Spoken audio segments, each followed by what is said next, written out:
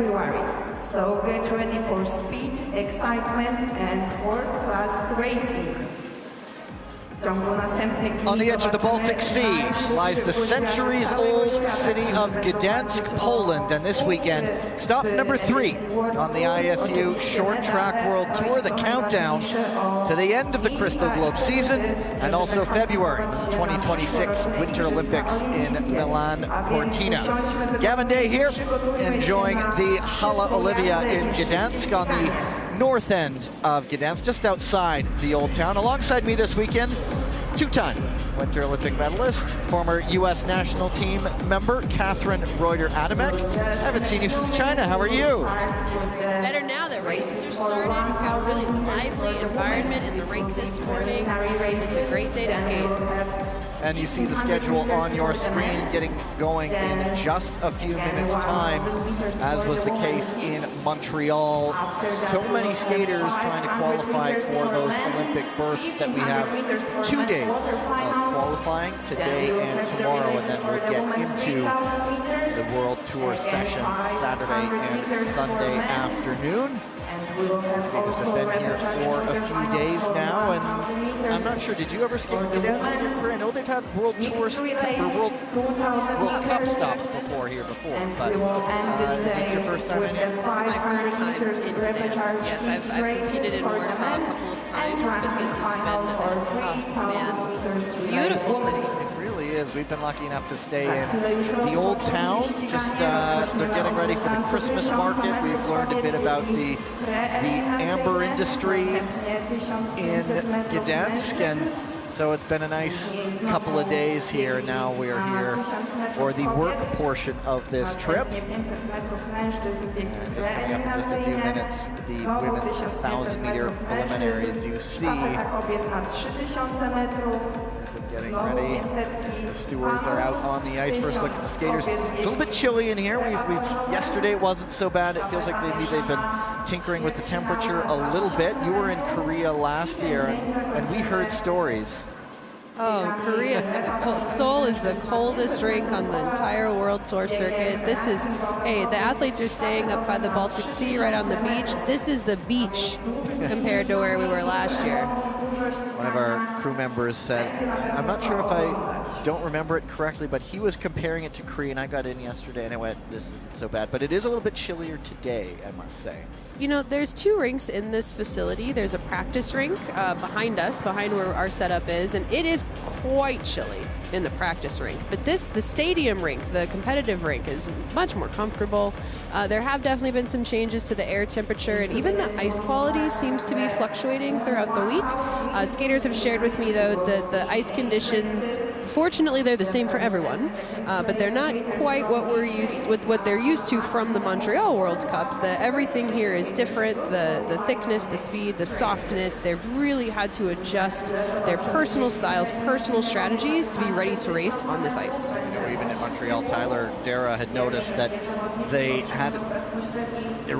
thickness changed from week to week. They had it from the first week, and it wasn't what it usually is, and then the second week they had it more tailored to how they usually do. But anyway, first skaters coming out on the ice in the women's 1,000 meters.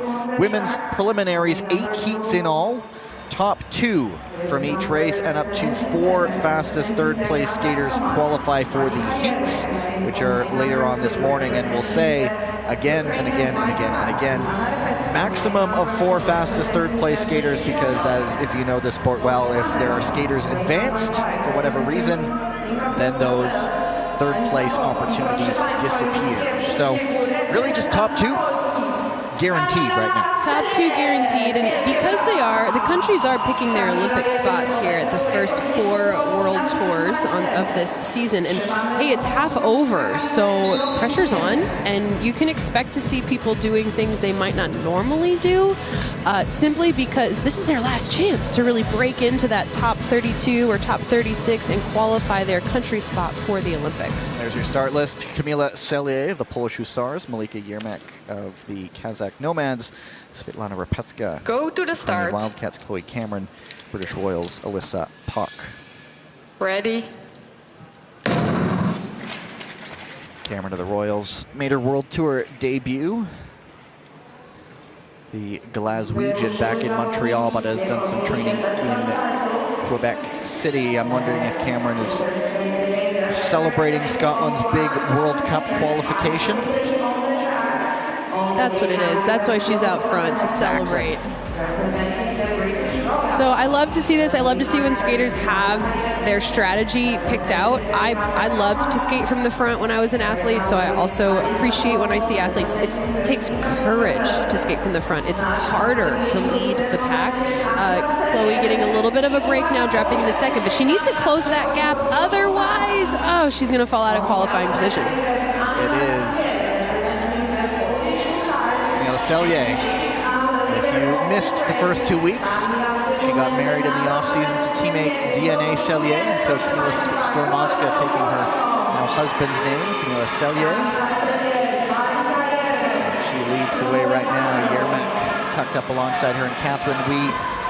We sort of talked about this a bit last month, but when those 32 quota spots are essentially tabulated, at this stage of the game, you also might not want to risk getting a penalty, because that would just knock you right down to the bottom. And so might that affect how skaters skate in this?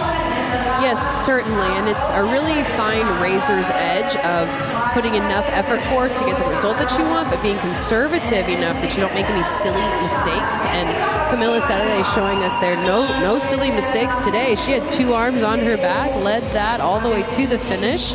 Chloe Cameron with an unofficial 1:37.57. We will see how that stacks up against the other heats for a fastest third time.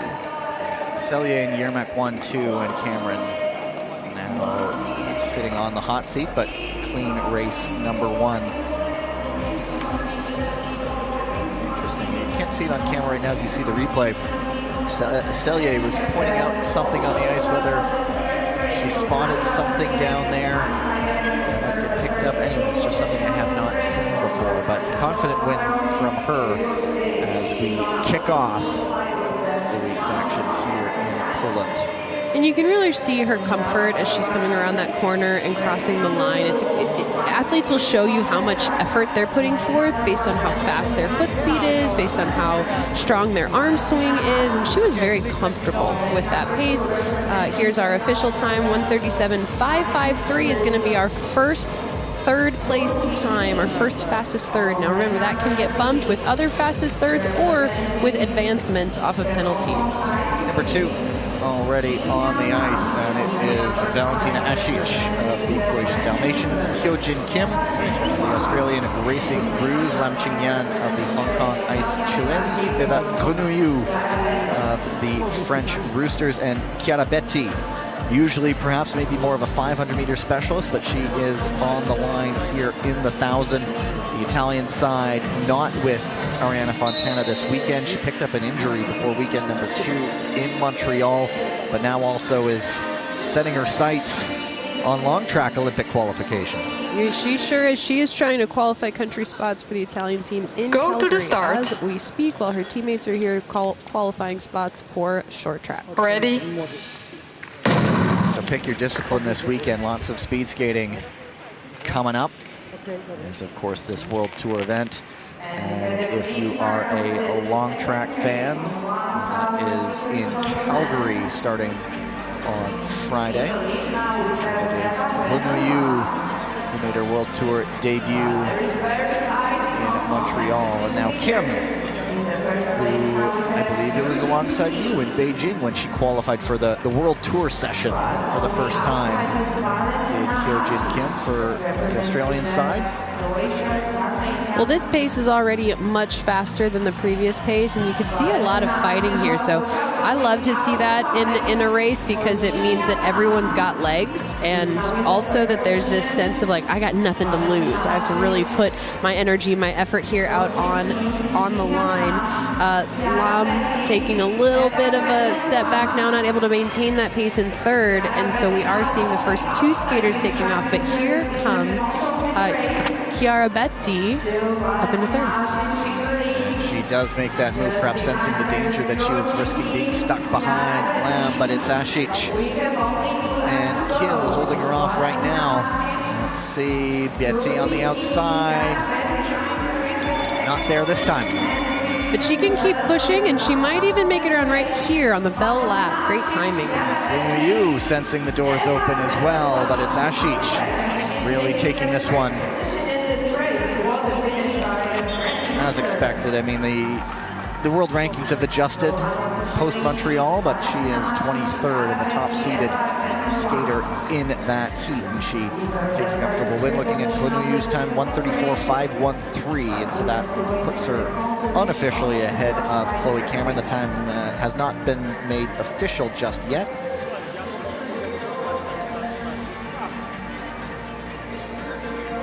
So we're seeing some fighting here right from the start. Everybody wants to be up in qualifying position as soon as possible. That's good strategy. A little bump there, a little bit of contact. It doesn't look like anything that really changed the results of the race, so no little yellow dots on your screen saying that a move is under review. Chiara Betsy looking very comfortable following Valentina Iskic around into first and second. So it is a 1:34.513 for Liu. And another clean race as we move into heat number 3. Kim Boutin from the Canadian Ice Maples. First look at them, perhaps her world-class start. A bit not so important in the 1,000 meters, but she will be here. Lisa Eckstein of the German Wolves, Alina Azhgalieva of the Kazakh Nomads, Diana Michalchuk of the Ukrainian Wildcats, and Tamara Tokarova of the Slovakian Ice Deer. Boutin, world champion of the 500 a couple of years ago.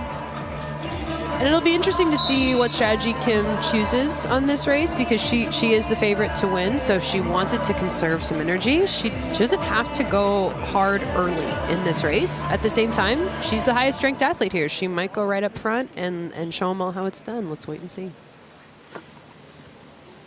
Go to the start. Ready? She does love to get to the front, regardless whether it's the 500 or the 1,000, and she's doing that right there. And you know, sometimes, I remember as an athlete, sometimes you don't feel good, you don't feel like you have the legs, and you don't want to lead. Sometimes you feel great, you want to prove a point, you want to go out and lead. And sometimes you just think to yourself, hey, I got to show everyone what I've got. And it might be a fake it till you make it situation. I don't think Kim Boutin's going through that right now. It's curious to me, the mental aspect of the sport and how a strategy can be chosen based on how your legs are feeling, but also based on how your mental's feeling, how confident you're feeling. And Kim Boutin confidently moving back up into the front. Everyone 2 arms on their back right now, so still conserving their energy with 5 laps to go. Galieva, a 20-year-old out of Oral, Kazakhstan, right behind her, and Eckstein. The German Wolves sitting in 3rd. Look up the inside, the opening just isn't there, and perhaps discretion there the better idea instead of trying to risk potential penalty up the inside. Well, incorrect. Remember, it is the athlete with their shoulders in front who has the right of way, and so if there's even, I suppose when you pull up even, it starts to become a conversation. But Eckstein was not even in that instance, so she did the right thing backing off. She has a whole lap here to try to finish her pass. She's setting it up, but I don't know if she's going to get it. She's trying to go around the long way. It's going to be a drag race, but Azhgalieva holds that inside line and gets second behind Boutin. And Eckstein unofficially 1:35.11, which I believe would be faster than the first heat. Yeah, it is. And I did not see none of those review dots coming up on your screen, so that will be made official. Yeah, it's updated 1:35.092. So second fastest 3rd place time out of 3 heats. So we're seeing here a pretty aggressive start. Another race that had a pretty quick start off the line. A lot of bunching up here, a little bit of tangle, which is, it's not uncommon. There are athletes in this world who would use that arm tangle as an opportunity to push, potentially without getting caught, but that did not happen here. That was clean skating. Smart by Lisa Eckstein to back off. Smart by Azhgalieva to be defensive. She's holding a tight track here. She's changing her track to make it harder and harder for Lisa. There's a little more contact with the arms. You can see what I mean.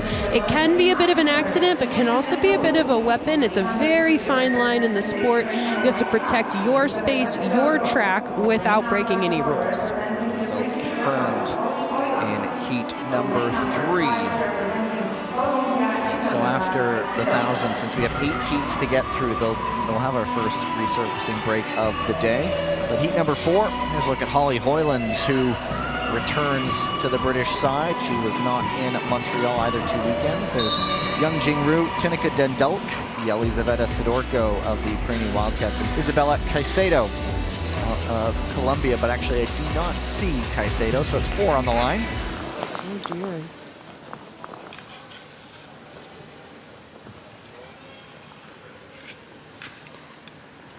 Go to the start.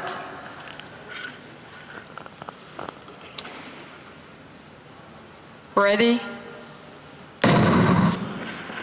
So Yang is the top-seeded skater in this distance at 33rd ranked in the world.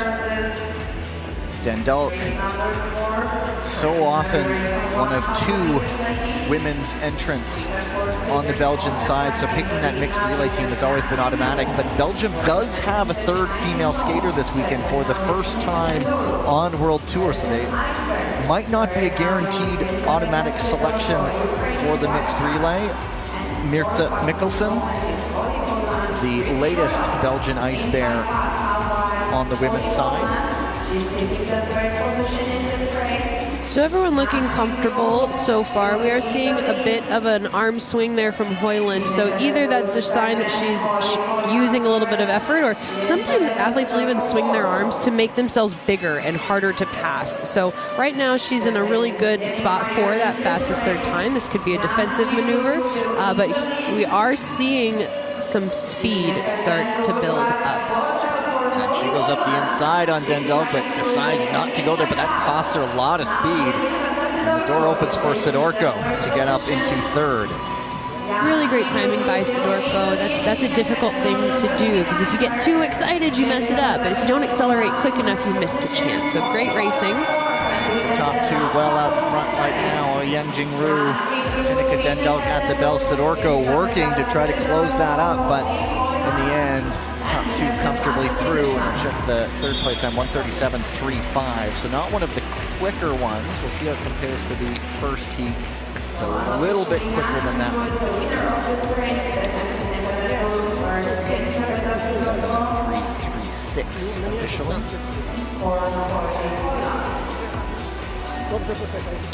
First one was a 137.533. So yes, Start to see those times go by the wayside. If we keep racing clean right now, we have our 4 3rd place times. The one on the bubble is Cameron's 137.553. so you can see the difference in the height of these athletes as we're watching the replay. Jingru stays really low to the ice, a really low knee angle, low hip angle, shoulders pressed down to thighs, and then Tineka Dendulk's coming up a little higher, and then you can see on your screen a little higher and a little higher. And so the lower a skater skates, the harder it is, but also the more efficient. So it's often a game of balancing between, do I want to be low with lots of pressure and power, or do I want to come out, conserve some energy, and maybe use foot speed? There are your confirmed results. So Sidorko will now sit and watch. Heat number 5 already on the ice. Olga Tikhonova, the Nomads. Katarina Budic of the Dalmatians. Elena Seragina, independent neutral athlete. Youngbi Jung of the German Wolves. And Julie Latai of the USA Eagles. And it's Latai, I believe, I don't think she was used much in individual races in Montreal. She does not have a world rank in this distance, which means that she has not done this one in some times, but it's a good opportunity for her to Go to show the what she can start. do. Ready? So Julie Latai is known more for her 500, which she's showing us here. She wants to have a quick, aggressive start. As usual, it's good strategy to be up in qualifying position as soon as possible. I think she can be a little more aggressive here. I'd like to see her tuck in to one of those qualifying spots, and it will take a little more energy than maybe she's ready or thinking she needs to give, but she needs to tuck in here any moment. And it is Buric on the front right now. Had a crash in Montreal, took a bit of a knock in the chin, and had a bandage for a lot of the 2 weekends there. It is Tikhonova on the front right now, picking up the tempo.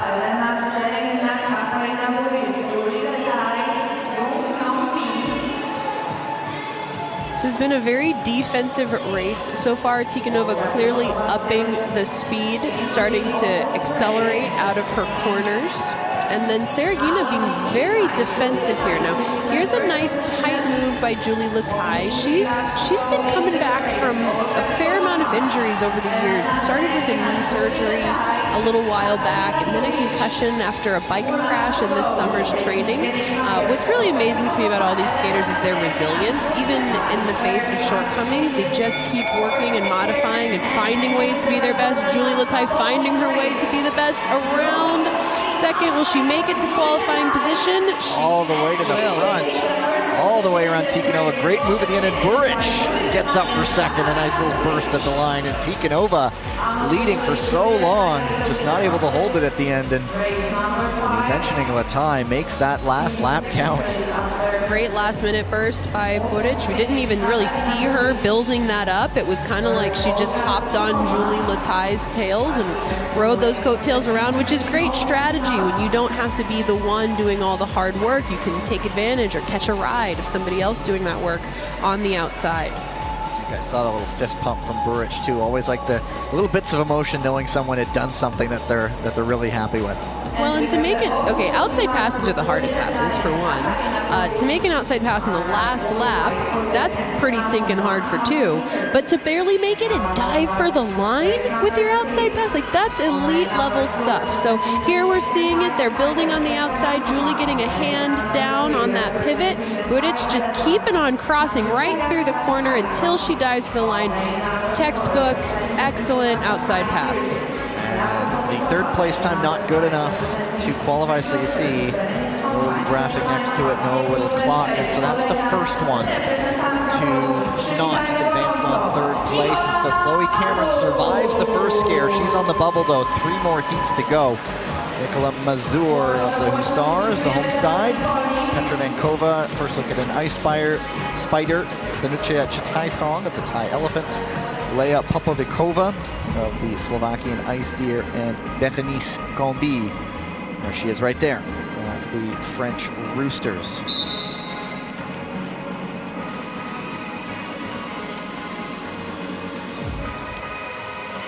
I watched the French team skate last night.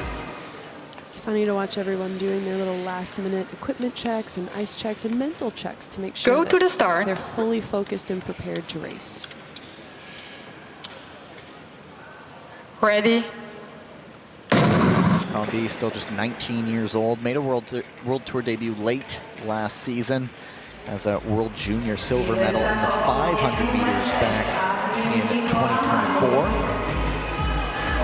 But part of this cohort that's, yes, eyeing 2026, but with the French set to host 2030, certainly building that program. They get set to host another Olympics. They just got off one in 2024. Now they get to host a Winter Games in just over 4 years. But who's counting? Yeah, who's counting? It's always fun to look ahead. You know, and these athletes really do live their lives based on the quad. And it's very interesting to be in athlete life when everything is very, very time-based and it's very short. You know exactly what to do in the amount of time you have to do it in. And then every 4 years, that clock resets. And, you know, a really smart coach will track multiple quads at a time.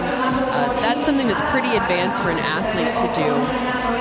But what athletes can do is they can really focus on how to progressively lead their races, which is happening from the front here with Vankova. Ice Spider leading with so much confidence. It's Mazur, though, from Gdansk going around the outside, and Combi following up the inside into second. And Mazur, if you're on our ISU channels, she gave a city guide of what to do, what to see in Gdansk. And she is leading this with a gap. And it's Chitaisong up into third. Oh, she's down on her own though. And it looks like she went down with a block. So that might not be due to ice conditions. Occasionally, a skater will lean a little too far on a turn or change their trajectory and kick a block. Fortunate for her. She was closing up perhaps on Combi in that last lap, but that just allowed the breathing room for Mazur and Combi to get 1-2. And that is actually the slowest third place time we've seen so far. And so, just from heat number 1, Chloe Cameron still hanging on. 2 more heats still to go, but those last 2 will know the times they need to beat. And it's not possible for us to say up where we are, how are the ice conditions holding up from race to race? Because we could be seeing, oh yeah, there's that kick with the block, and she's gone down into the pads. Almost looked like she might have booted out, but it's just very close. It was one of those things where how much was between the boot and the ice. Well, yeah, and then you add on the pressure and the stress of the competition with the uncertainty of the ice conditions. And again, it's not possible for us up here to say how quickly is the ice degrading from race to race, but that's normal. That's why we take resurfacing breaks. It is normal for every race the ice condition to go down and down and down, and then we build it back up and we do it all over again. Heat number 7, 2 to go before we do get that ice resurfacing break. Kurokawa Ki. First look at a ninja. Sara Lutza Baksky of the Hungarian Falcons. Anna Jansone of the Latvian Golden Stars. Betty Miska of the German Falcons. And as I mentioned, Mirta Mikkelsen. First look at her from the Belgian Ice Bears. Kurokawa there is the top-seeded skater in this heat. 10:25 last month. 35th in the overall World Tour 1,000-meter standings last season. Jansone for the Golden Stars there.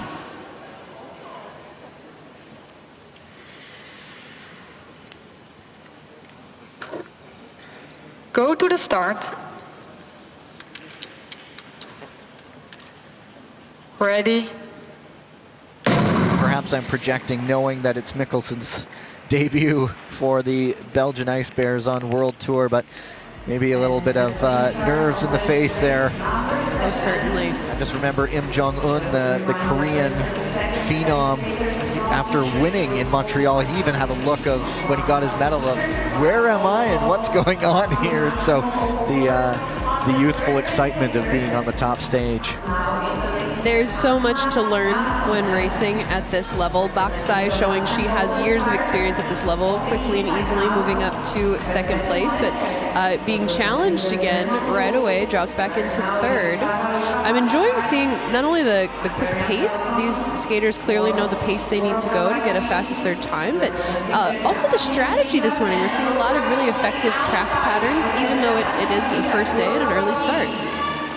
Kurokawa trying to wind things up on the outside, not finding the opening. There's a lot of time around the outside. She finally gets advantage when Miska slips back and drops a lot of speed there.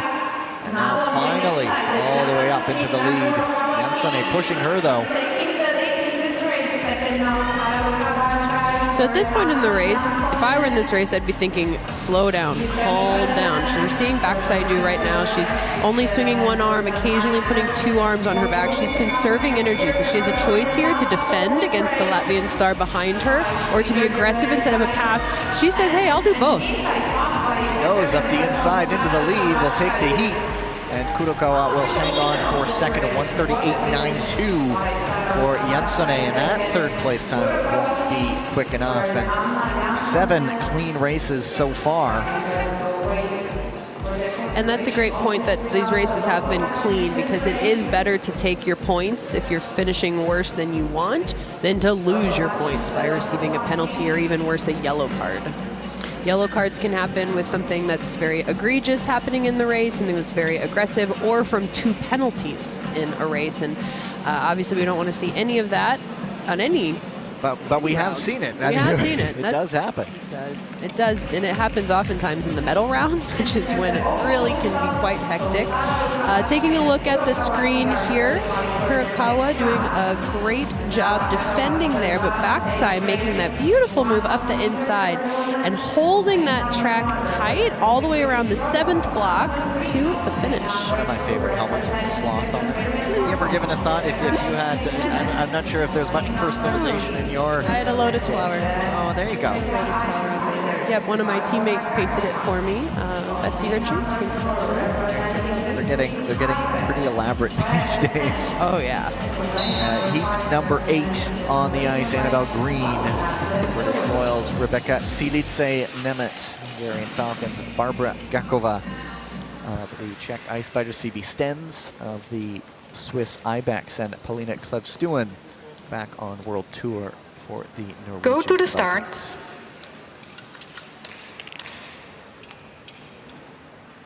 Ready? Klevstuen, the only Norwegian woman entered. They had Hedvig Hilda in Montreal, but she had a heavy crash in the first weekend. 3 skaters went into the board, or the mats rather, and a skate came up, and she got very lucky. It just sort of nicked her glasses. But there was also some just playing it safe with concussion concerns, and so Hilda not here in Gdansk, and Klevstuen sort of flying the flag for the Norwegian Viking women's program. And I got the chance to sit on the bike with one of the male Norwegian skaters, Tinius Alma, the other day, and he did a great job explaining, they know that they're a developing team. They know that they're making gains progressively every race, every season. So it's been fun to watch how their program has developed. A little bit of excitement developing now in the race. Stens going up the inside, and now everybody responding. It's Green on the front right now. And Green really showing that she's comfortable up front. Again, 2 arms on her back, nice controlled pace around the turn. Very good starter in the 500 meters is Green. Didn't have some of the results she was hoping for, but change of venue looking like it's doing her some good right now. But Gakova taking a sniffer on the inside, it's just not there. And we may see the ice conditions impacting some strategy this weekend. Because this ice is a little more brittle and soft, it does help certain skaters and hurt others. Silice Nemeth up into second, but a good win for Annabelle Green. But a 1:42.19 the winning time, so that third place time won't be good enough. And so, all the way back from heat number 1, I think this race went clean, but it looks like Chloe Cameron does just hang on. Yeah, okay, you're right. Here I am taking hand notes. Gavin goes off of the iPad, and the electronic version today is correct. It's Cameron, Glynuyu, Eckstein, and Sidorko getting the 3rd place qualifying spots. At least we'll wait for this result to be made official, but no reviews popped up on our screen. So we're seeing here a nice zoom in on the skates. You can see how the ice kind of flicks away as they finish their push. That is typically normal even on harder, faster ice, but the biggest feedback I've gotten this week so far from athletes, nice pass at the inside, just minimal contact, but nothing worthy of a penalty or even a review. The biggest feedback I'm getting on the ice this weekend is that it's soft and brittle. So what that means for skaters is that you can't hold on to your pressure. You have to push your pushes quickly. Now, if you don't skate, you might not know what I mean by that. But think of the difference between walking, running, and jumping. Walking, your foot stays down a while. Running, less time. Sprinting, even less time. Even at a slow pace, you have to sprint out there because the ice won't hold. You have to get off your pushes quickly.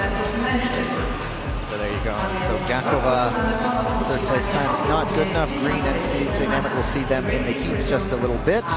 As you see, our qualifiers, no penalties, no advancements. And so the top 2 from each race and 4 3rd place heats did move on. And so we will head into our first ice resurfacing break. Things resume at 10:17 a.m. local time, and so that's just under 18 minutes from now. So catch your first breather of the day, and we will see you on the other side.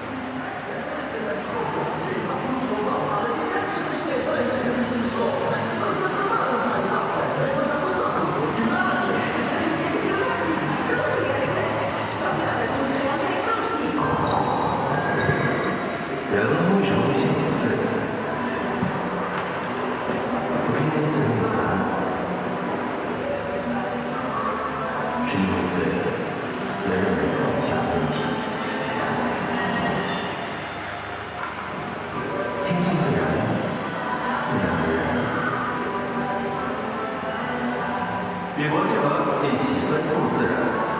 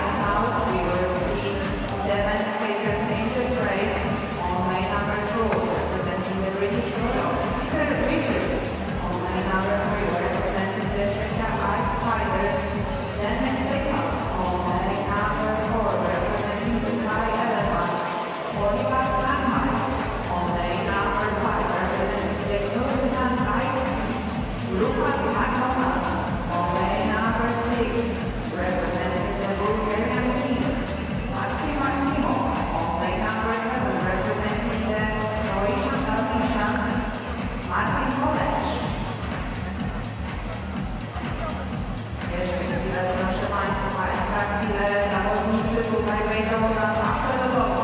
A już w pierwszym biegu zobaczymy reprezentanta Polski, więc szykujemy się do głośnego kibicowania.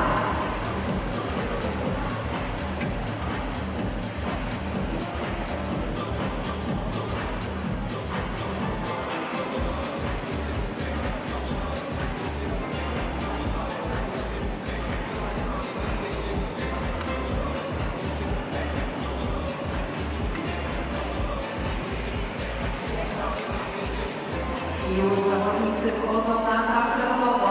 The skaters are going on the ice. Proszę Państwa, w tym pierwszym biegu mężczyzn na 1500 metrów. Reprezentant Polski, Michał Niewicki. Less than a minute away from action resuming. Michał Niewicki just got introduced to the home crowd, gave the double-handed wave. He will be the seated skaters in the men's 1500-meter heats, and there are a lot of them. There are 11. And so the winner of each heat and possibly 11 second-place skaters could qualify. But of course, that only happens if all the races are clean. So possibly top 2 in each heat, but that's all TBD. There's a look at Niewicki. He looks happy. I mean, hey, you get to race at home. Amen. And there is Maverick. Peter Riches with the, I mean, it's an iconic helmet if you're a fan of Top Gun movies. And so we'll run through the start list. Michał Niewicki, Peter Riches, Zdeněk Sepal, Purpat Changmai, Lucas McDonald, Maxim Maximov, our first Bulgarian king of the day, and Martin Kolens of the Croatian Dalmatians.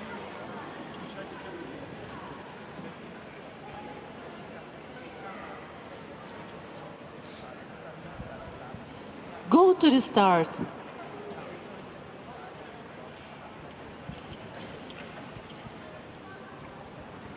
Ready. Got the low angle shot of Niewicki there on the line. Whenever he steps to the start line, he always sort of does 3 swipes, I've I'll noticed. have to ask him about that. I haven't noticed that before, but I do love seeing how athletes have their little things that they do. And he's not here now, but I asked Shaolin Liu the other day, what do you do before you race? He goes, well, my eyebrows are lucky. I've heard him say that too, where he does the wipes. Yes, of them. I know. Yeah. So maybe, Michal's got something lucky going on in the front of his skin suit. It's a nice slow race to start. I did get a chance to take a little walk with Michal the other day on the beach out by the Athlete Hotel. He's just got such a fun, outgoing personality, but you know, he also shared that sometimes he just needs to shut his brain off, especially in the middle of really hard training, really hard summer training where they're just exhausted. And he shared with us the importance of being able to turn that intense mindset on and off, and then what he does really well, keep it fun. Mentioned so often in these broadcasts how he always has a big grin on his face. He high-fives track stewards. I remember him seeing just chat with people at one of the when we were in Tilburg last season. Just one of those guys who, as a neutral, you love to see succeed because he clearly enjoys what he does. But right now at the front, it's Martin Kolens. Michal's out wide. He's building up. We see those extra crossovers. Still 2 arms on his back as he makes it up to second. Now that's great strategy because you don't have to lead the race. You don't have to be the one giving everyone else a draft. But here he does go up the middle with a little contact. That might get a little yellow dot. There it is. Our first review of the day. Changmai had gone down a little bit before, but it is Niewicki on the front right now, with Maxim Maximov of the Bulgarian Kings behind him. Lucas McDonald up the inside into second. Inside 3 to go. Now remember, they're taking 11 fastest second place times. So no matter where you are in this pack, your lap time is critical. No one is out. You have to push the pace all the way to the finish. With a bit of a gap, Riches trying to close ahead of McDonald and Zdeněk Sepal, who gets up into third, but Niewicki will cross the line first. We will see. Yeah, there he is, sharing the love. There's a healthy selection of Polish fans right on that side who he was waving to, but it's an international mix there in the crowd. We see a Bulgarian flag, Norwegian, Belgian, Dutch, Croatian. Anyway, back here. Yeah, so we're on the replay here. Nothing nothing really crazy in the very beginning of that race. Michal going right up to the front. He knows he's the top-ranked skater in this field, and so it's a sign of his confidence that he can go up front, but also that he can sit back a little bit like this. And we'll talk about some strategy and tactics here. You can see how everyone kind of bunches up. Yes, that fall seems to have been happening out of the straightaway. Just got cut back on his heels. And we just missed it there. That was the start of the incident. It's actually Zdeněk Sapal who's getting reviewed on Koblenz there. Sorry to interrupt there, Catherine, No, but I good. believe that is what we are being told is what's being reviewed in there. First look at the review screen down below where they're liaising with the room.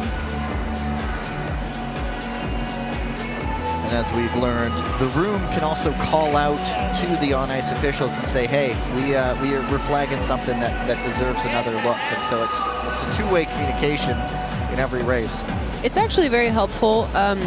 Back in my day, we didn't have a video room, but we had two more officials on the outside corners, so not on the inside of the ice, but on the outside of the ice. So you were completely dependent on human eyes, not the video camera, but you had more angles to look from.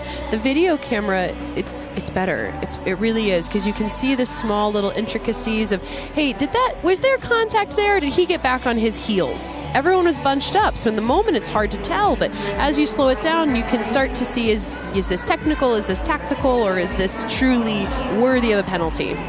There's a little bit of running up from behind here, and it looks like this perfect storm of, it is easy to get stuck on your heels as you exit a corner, and then just a tiny little bump. Bumped with just britches a tiny there. little bump. That's not the part being reviewed, I believe. But now it's, yeah, in every incident, as you're pointing out, there's so much to be looked at. We're looking at also possible Maxim Maximov on Zdeněk Sapal, and there could be possible advancements out of that. So we let them sort it out, but I wanted to come back to when you're talking about your day, you make it sound like they were counting down lap times with abacuses or something like that. We didn't have a digital. Someone held the, Oh, yeah. and sometimes they got it wrong, and if you were leading the race, you'd say, no, it's 6 to go. And sometimes they'd fix it, and sometimes they wouldn't. You'd race a whole extra Although, lap. to be fair, I think we actually did have some of that confusion in Montreal last month where there was a race that I think Corin Stoddart was shouting at someone to get a lap counter right. I thought it was the track was off. Was it the lap counter or the track? I can't remember. Anyway. But that happened. I watched it, yeah. And that's another thing that, there are 7 options for tracks out on the ice. I'll show you a video of it, or I'll talk about it next time we see it on video here. But those dots, those blocks, they get set on a different set of dots every race. It's how they help keep the ice fresh. But every once in a while, a block will go down on the green dot instead of the blue dot, and that can wreak havoc on a skater's track. It can create impossible situations to pass and defend passes, and I wasn't there. You were there, Gavin. But yes, Corinne Stoddard was definitely calling someone out, trying to get that fixed in Montreal. And looks like we do have a decision. Oh, maybe not. They were skating back out to make the final decision announcement, but perhaps changing a mind. We see skaters back in the heat box area waiting anxiously to find out the result there, and this can really throw a skater off, especially skaters who are out on the track right now. They've taken their coat off, they've finished their warm-up, they think that they're within 30 seconds of the race, and now we're getting the result. Okay, so there is an advancement to Zdeněk Sapal. We didn't get the on-ice announcement. I mean, they are still checking, and so I'm not sure. Usually we just wait for them to make the announcement before the results go up, but either way, heat number 2 on the ice. There you have it. Friso Emmons, Benson Ogradi, Jonas Hammermuller, Maris Sternmanis, Asen Gurov, Luka Jasic, and Jakub Karabin. Jasic flying the Serbian flag, the debut of the Serbian Owls this season. There he is.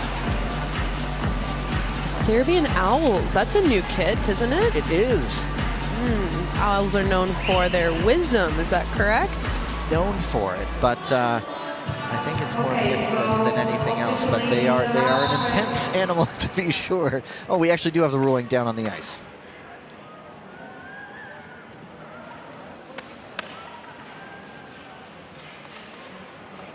Oh, never mind. Going right they were to? lining up for it like they were, but no, we're just moving right along.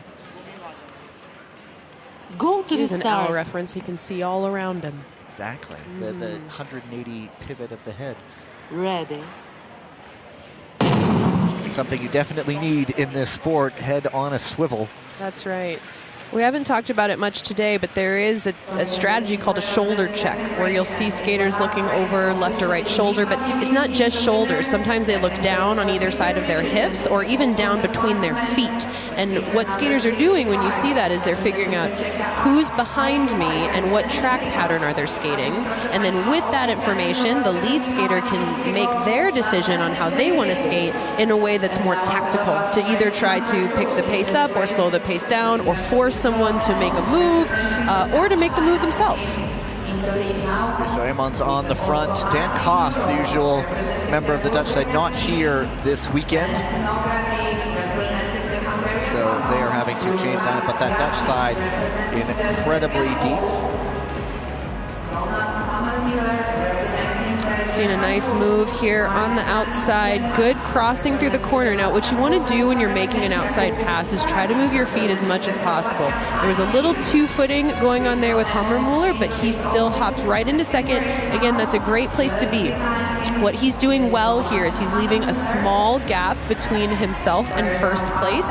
That does two things. First of all, if he wants to make a pass, he has room to accelerate before stepping out of his track. If someone tries to pass him, he has room to close the door. A little missed opportunity there, but the technique, the strategy is still sound. Eamon's on the front, and as I mentioned, Dan Koss, it's Bram Steenart, pardon me, who's drawn in this weekend. But Hammermuller, we were sort of looking at the quota spots right now, and in the 1500 meters, top 36, I believe Hammermuller was one of those guys hovering around that mark. Now remember, skaters can drop their worst results from these 4 World Cups. So even though he is right on one of those bubble spots right now, he can drop his worst results and then they'll average the top 3 results. So nothing is truly official for one more week. And so he's dropped off, but it is Eamons, Nogrady, and Jasic hovering around there, but Eamons goes through. And Nogrady now on the clock at 2:18.08. Nothing getting reviewed, and so we do have that one advancement from heat number 1, and so that's now knocking out one of the possible second place times. And just checking, Nogrady with a 2:18.080. That's quicker than Peter Rich's time by a couple seconds for the moment. Seeing a lot of skaters off the start here, and that is one thing with the 1500 is that you can put 7 on the line, but honestly I've seen up to 9 or 10 on the line with advancements and finals and whatnot. And what that does is it really changes the strategy of the race. It makes being up front even more important. So here we see that nice slick move up into second, and that's Nogrady, thank you. A really smooth finish here. Again, everyone's kind of in that balancing time of, I need to go hard enough to get the result that I want, but it's a long couple of weeks. So I have to make sure there's something left in the tank for those final rounds. So there you go. Eamons is through. Nogrady will now watch and wait. Heat number 3 already out on the ice, and it has Li Wenlong of the Chinese lungs, Daniel Nikolaev, independent neutral athlete, Lucas Wareham, Australian racing ruse, Denis Ayrapetyan of the Uzbek Cobras, Chandler Tapram, Thai Elephants, Muk Erdenbileg of the Mongolian Saigaz, and Toon Boer of the Dutch Lions. As I mentioned, no Dan Koss, and so Toon Boer getting drawn into the 1500 meter here.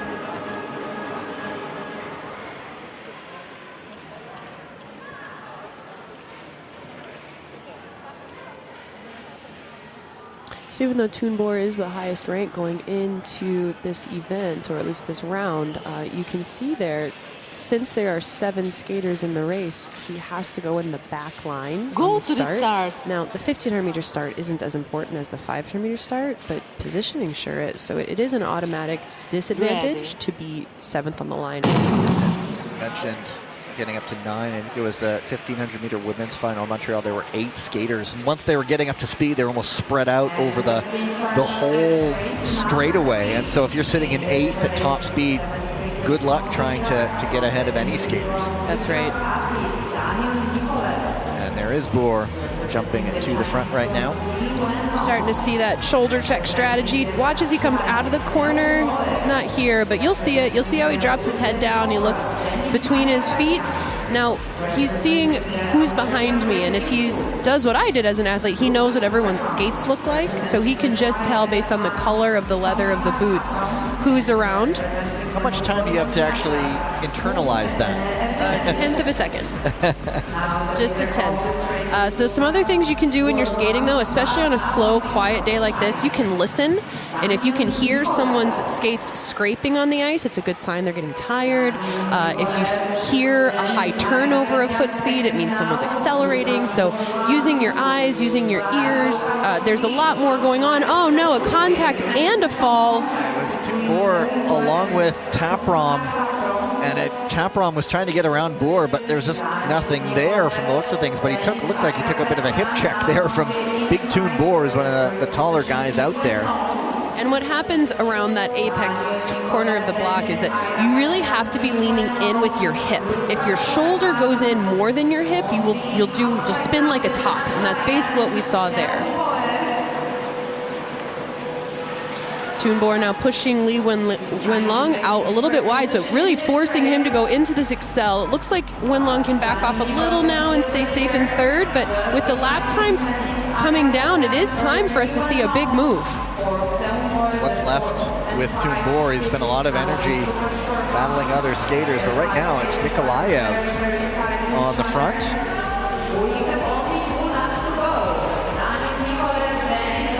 Oh, a little contact here, but Wenlong still squeaks into second. So Lee gets up there, but Nikolaev out in front as all the battling happens behind him. Now Lee Wenlong gets right up behind him. Is there going to be a push to the line? There is, but I think Nikolaev just hangs on.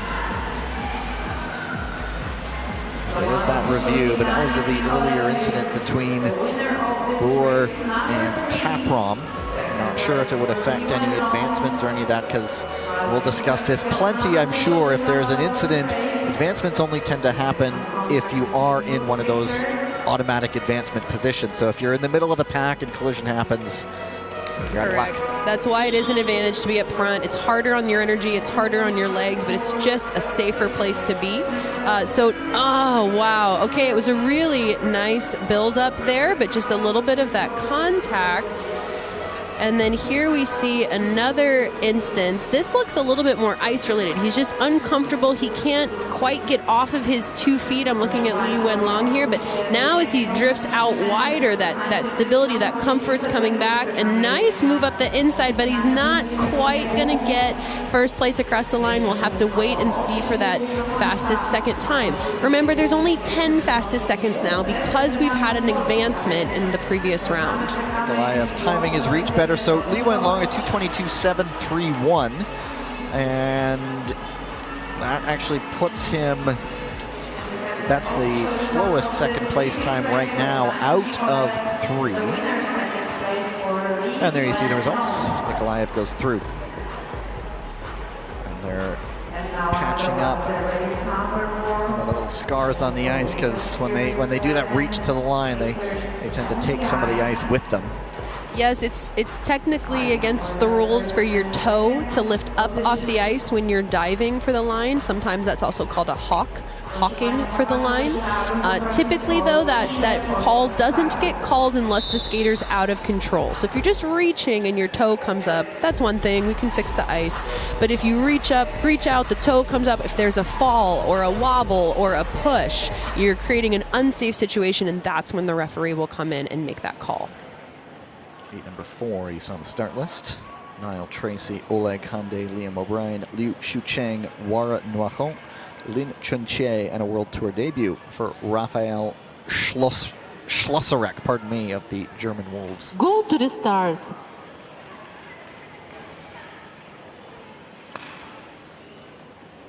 Ready.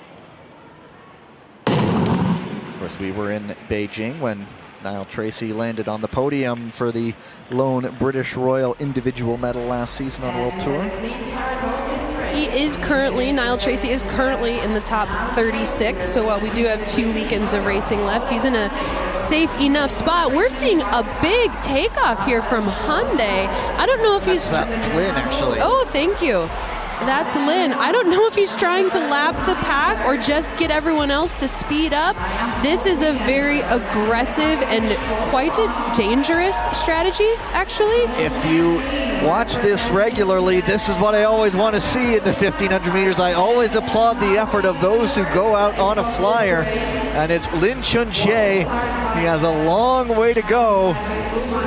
This is why the strategy is a bit dangerous. He's tired. He's just backed off the brakes. It's not going to work. This is a common strategy when the short track used to race more consistently. A 3,000 meter to take a flyer was a very common strategy. It is hard to do in a 1500. Great try. I really hope he conserves enough energy so the pack's catching him. He needs to speed up or they're going to blow right by. He needs to be at a pace where he can at least stick with it from this point forward. Tracy and Hyundai, and yeah, the lights have gone out on Lin Chun-che. He made the effort, but what I gathered, if you're doing that, trying to lap the field, you go right off the start. He waited about a lap and a half before he launched it. Just did not build up a big enough advantage, and they've managed it well, and now the lactic and the pain are evident. But it's Niall Tracy now stretching this out. And the whole pack is really spaced out, which is typical when you see that flyer strategy because it takes everyone up to their red line faster than normal. So typically the sport, especially at 1500, you want to stay more in the yellow zone. It hurts, you're breathing hard, but there's still room. When you take a sprint off like that so soon in the race, everyone's legs just become toast. Niall Tracy has a chance to take the victory lap a little bit, to take the foot off the gas, and as the 1500 meter quarters are coming up later on, and so he takes the victory. Liu gets up for second ahead of Oleg Hyundai, and what that did do, Catherine, is that made it the fastest heat we've seen so far. And let's see if this, at least in terms of the winning time, the second place time is the second fastest. So Nogradi in heat number 2, a little bit faster than Liu. But that picked up the tempo, and so the quicker races now that we've seen. That's right, and remember these ice conditions. So speed doesn't come easy. Some ice conditions, there's a lot of glide. Every time you push, you can trust that your speed will carry. That's not happening here on this ice. If a skater is not actively pushing, they're pretty much slowing down out there. So it really does require a little bit different strategy, a little bit different technique, and a different willingness to push through those energy systems, because it's going to hurt. And nothing got reviewed. You see there, Tracy goes through, watch Liu Shucheng, 2:19.050. Heat number 5 on the ice. A little bit of history. Debut for Malaysia on the short track world tour. First time we were getting a look at a skater from there. Adam Amar Asfar Aslan. Joining him, the seated skater in the race is Etienne Bastier, who had some good results in Europe last season as he made his world tour debut. But Theo Collins, Furkan Akar, Yaroslav Morozov, Raphael Moret, and you just had a look there of Eidik Andersen, part of that cohort of Norwegian skaters. A lot of young skaters coming up together on world tour.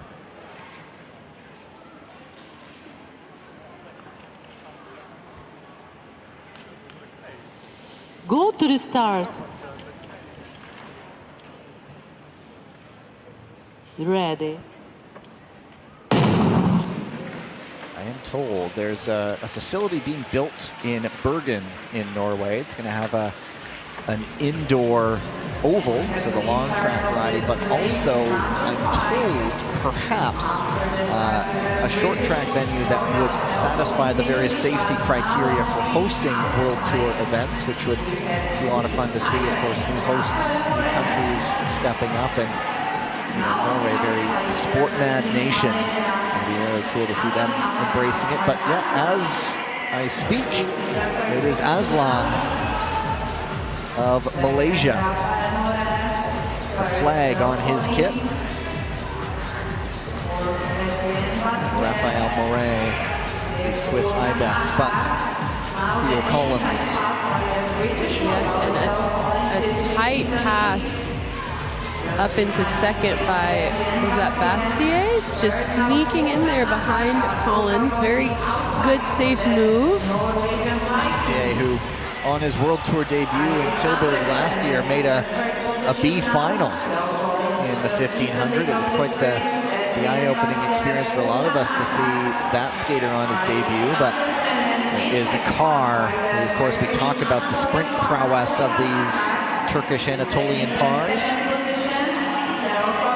And Akar, I'm fairly certain he was the first Olympian for his sport in his country back in the 2022 Beijing Games. So fun to see him go from having his breakout performance there and the progression. Now, not just being someone who can compete internationally, but someone who can really be out front and lead and set the pace internationally as well.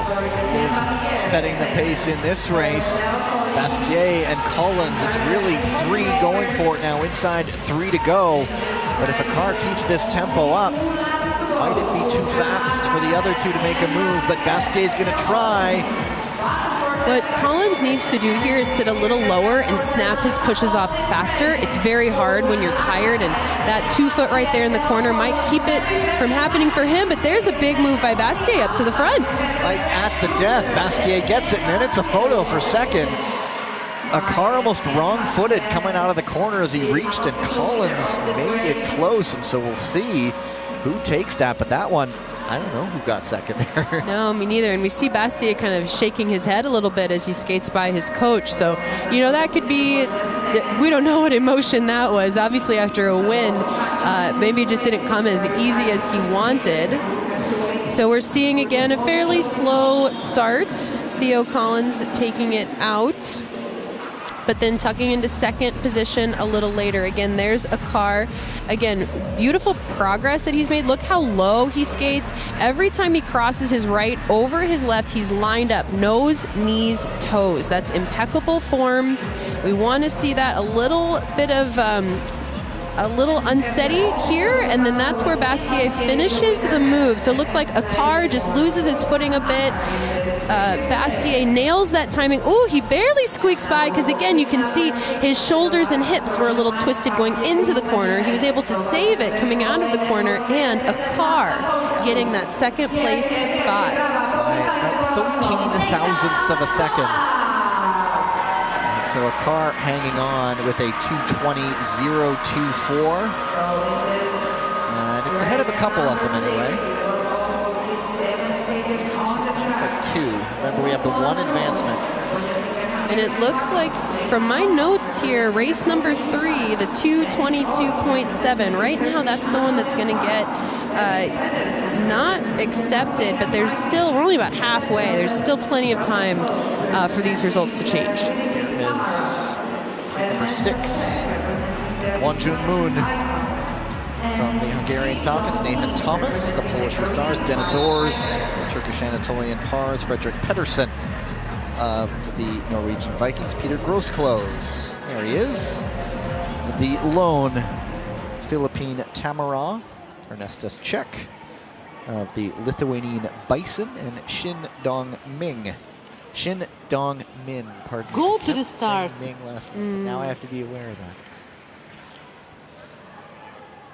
Ready.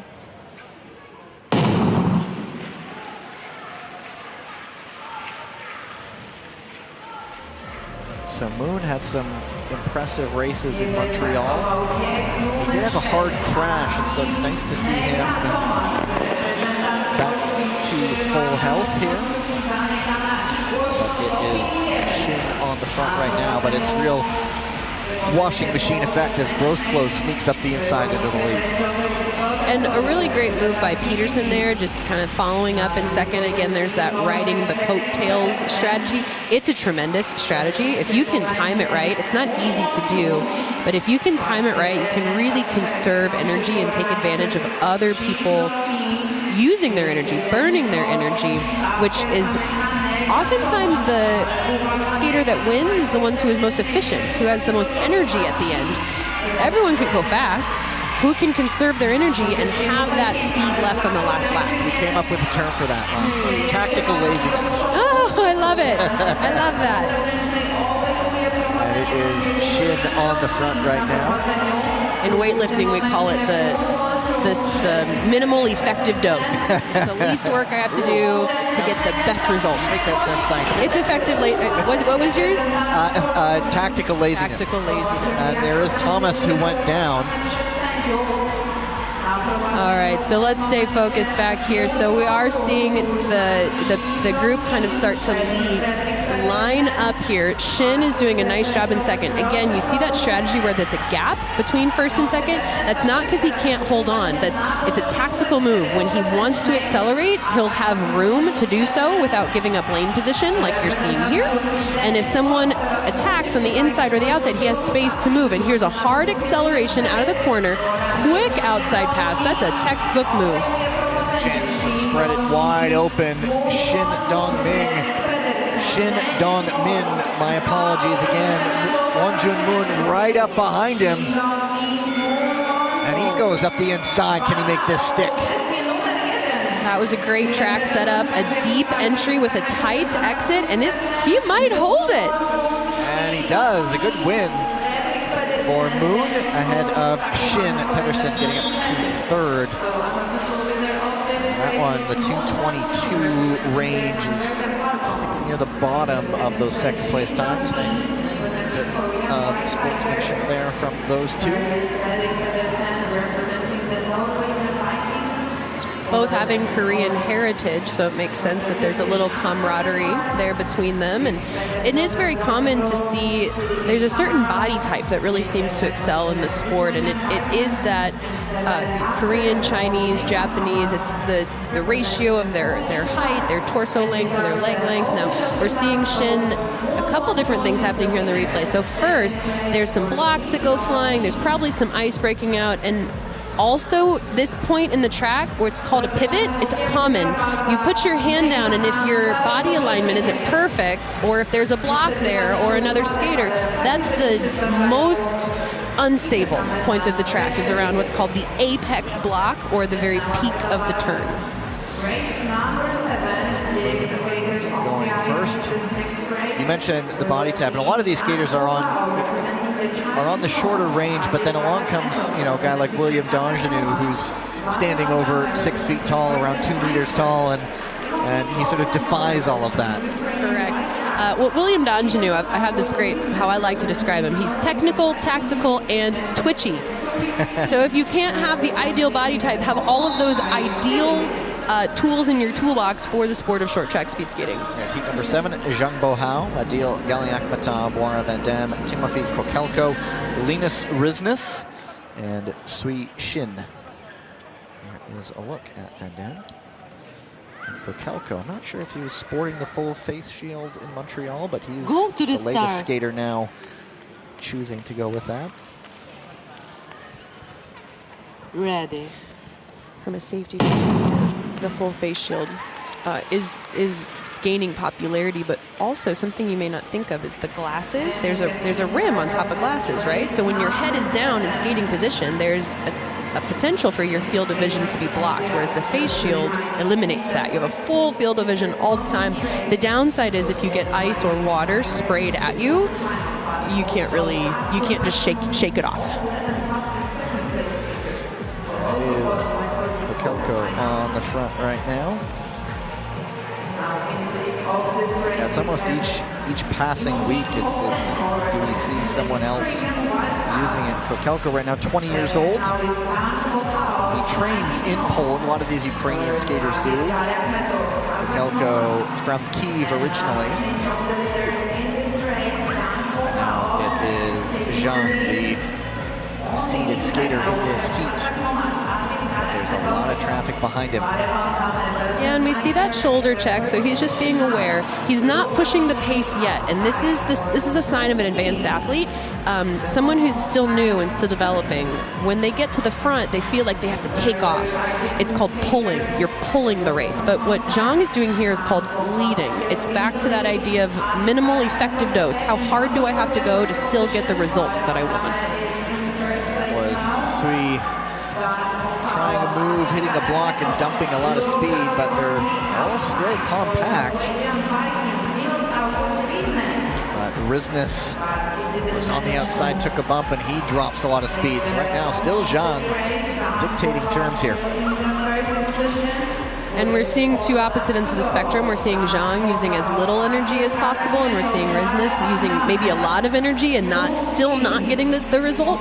That short track, that happens all the time. The strategies, sometimes they work and sometimes they don't.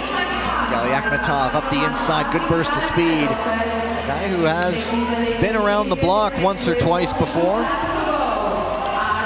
Zhang staying very relaxed here. He will set up a counterattack. Just wait.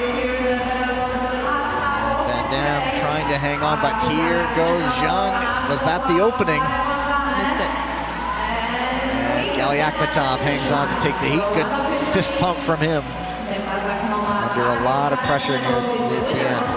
That was a slow round as well. The slowest one we've seen so far. And again, it's hard to say if this is the ice conditions beginning to degrade, if this is based on the ranking of the athlete or the how tightly packed they are in the race. But nothing getting reviewed though, sorry. No. We'll talk about this review a little bit, and then I'll tell you more about the ice conditions. So this race, more than the others, there was a lot of bunching up, and see like no bad pass there, right? But still contact, and whether that's coming from the ice breaking out or blocks being kicked. I'm surprised there wasn't more of a fight there at the end, but obviously Galyakmatov really happy with that finish, and we are still seeing Zhang with a fastest third time. But remember, there aren't 11 fastest thirds anymore. There's only 10 because there was an advancement. One more thing I'd like to point out. That was the 7th race. That means we have to start reusing tracks. There are only 7 tracks, so every race left for this event right now, this round, will be skating on old ice. That means there's lots of ruts, more opportunities for falls. Something definitely to watch out for. If you ever wonder why a skater goes down under apparently no contact, that's what you really have to look for first, is how worn is the track. And so we'll pay attention to that. Heat number 8 as Lu Jianshuo, the Hong Kong Ice Chillins, Lucas Henry Koo of the Brazilian Bluebirds, Felix Pigeon of the hometown Hussars, home nation Hussars, Sean McAnuff, there he is, the Irish Wolfhound, Radek Fajkus Go to the start. of the Czech Ice Spiders, and Tibor Komarički of the Slovenian Goldhorns. Ready.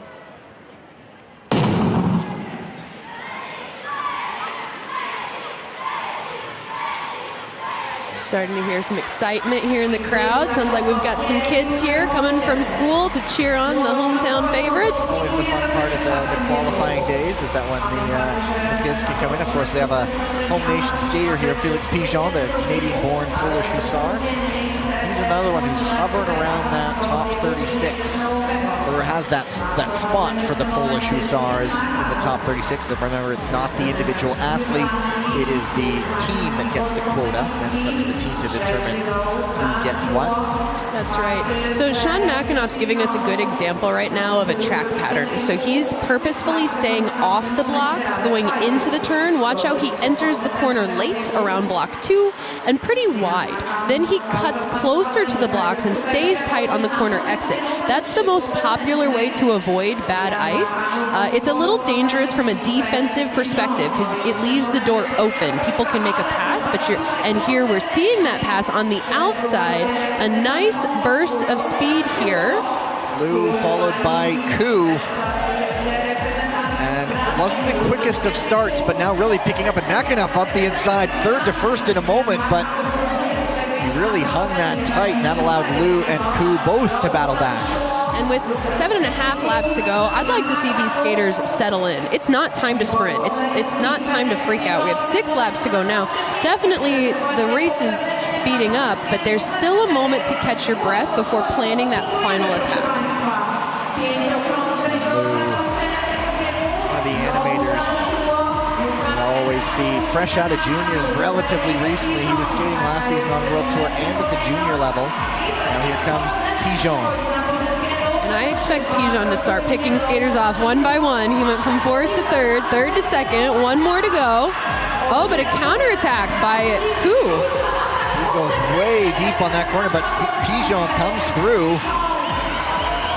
Now Lucas Koo needs to stick on Pigeon like glue. That's a little too big of a gap right now. He needs to chase just to be sure he can secure one of those fastest times and defend against Koo coming up the inside now. Oh, and it's too tight. Koo diving in, and he's the one who ends up going down. Koo holds him off. Koborinsky gets up for 2nd in the end.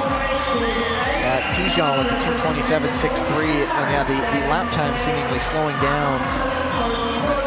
Yellow dot means the review will be underway of that last second pass attempt.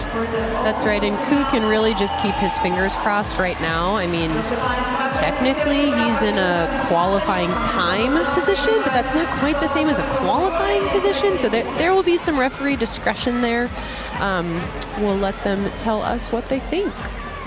Slow time though, 2:29, so that may not be a qualifying time anyway. So here we see a beautiful pass, 2 hands on the back, lots of speed, lots of power, and then a little contact here. So there's that hand position. Might there also have been a bit of a going cross the other track. way? Yeah, there's a little bit of outside to in. And so when there's... But their shoulders aren't even, so personally I wouldn't call that. Their shoulders aren't even until there's that little tangle, and so it's not a clean get by. There's the outside to in, I agree, but they're not even yet, so it's still Lucas Koo's track.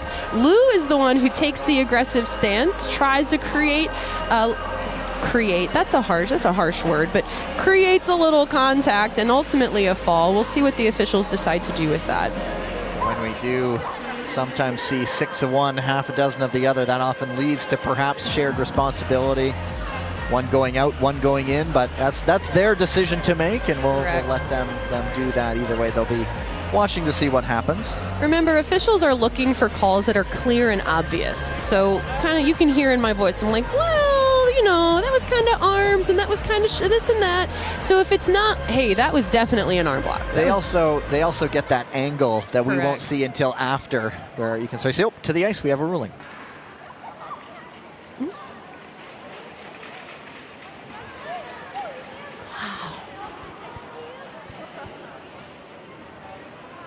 His microphone's not on. Oh, no.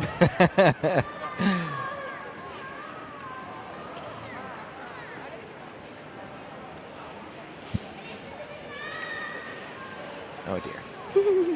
Can we say it? I always like them to say it, but Lu Jianchuo is advanced. Lucas Henry Koo is penalized, and the ruling is outside to in, and so this might be that camera angle that they get to look at. And so he, from outside to across in. there over the blue line. Lu nowhere to go. Wow. And it's here we are, we're riding that line of like, you have to do the thing.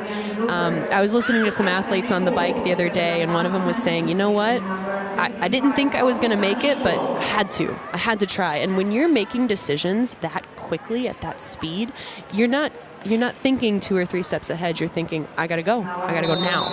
And that's what happens in those instances. And so there we go. Heat number 9 on the ice. Peter Yasapati, Quentin Vercoq, Lai Tsai Huan Chen, Nerdovek Kajgali, Martin Prentel, and Stefan Alexander Kumurjev.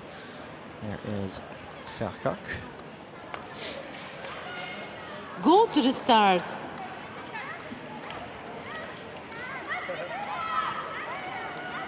Ready. And so in a 1500, you can always judge what kind of pace they're going to set from the opening, and this one, I'm not sure if they're counting those time opportunities anymore with 2 advancements now.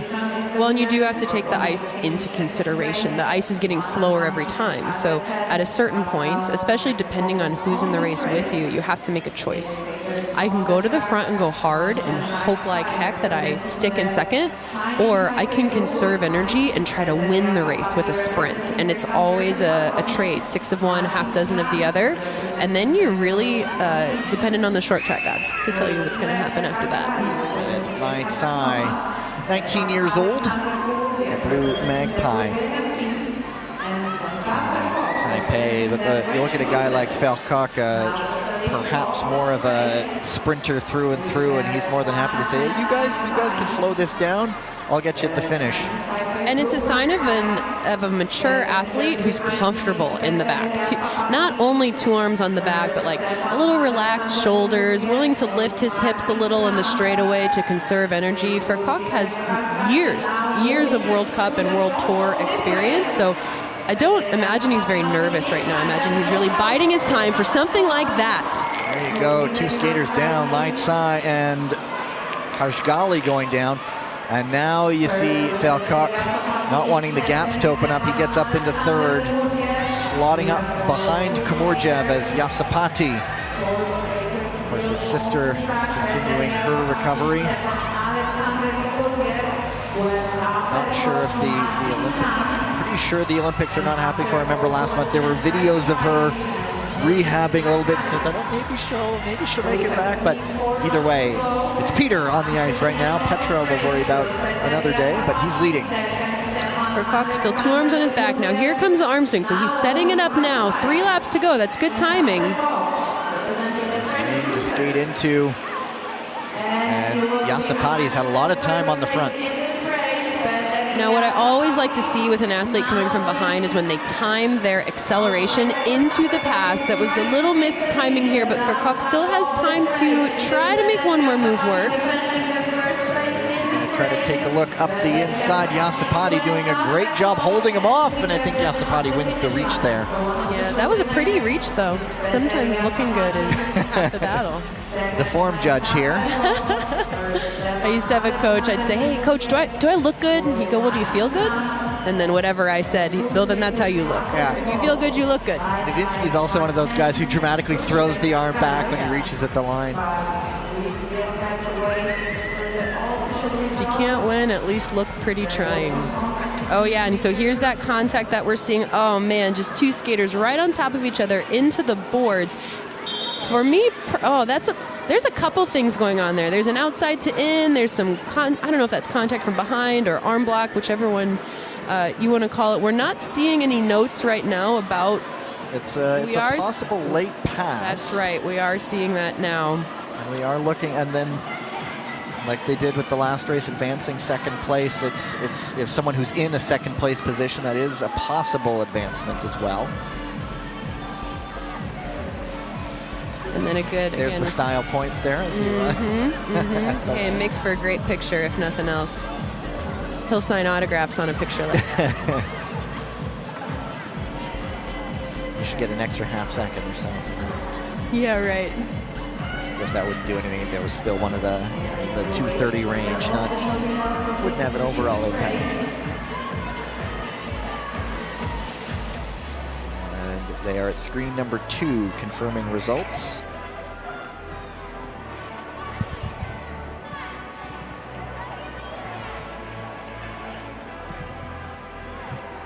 And let's see if the mic's working. That's my fault. Here we go. Final decision, penalty, skater number 107 from Kazakhstan, and we have Navitzman, skater number 141 from Chinese Taipei. And so it looks like it's a late pass is the ruling on Nerdalek Kajgali, and Lai Tsai Quan Chen getting advanced, so we'll see him. Here he comes. So that is a late time to pass, and there's not a lot of time for a reaction there from Lai Tsai, which is why you're seeing that, because sometimes if the pass happens too late for the other skaters to react safely, that was the passer's responsibility to complete the pass safely. And so Those second place times are almost disappearing by the race, and so 2 heats still to come. You see heat number 10, Mohamed Bozdag, Nico Anderman, Peter Murphy, Ivan Martinic, Simon Bastier, the younger Bastier, and Jonathan Ruskenblack. This is Simon Bastier. Something people at home may not know is what a family-friendly sport speed skating is. I mean, there's a reason we see so many siblings come up through it, and I know families back home where every child and both parents, they go out to the rink every week and they skate. It's wonderful family fun, and then, you know, a few lucky folks get to come and do it at an elite level. Look no further than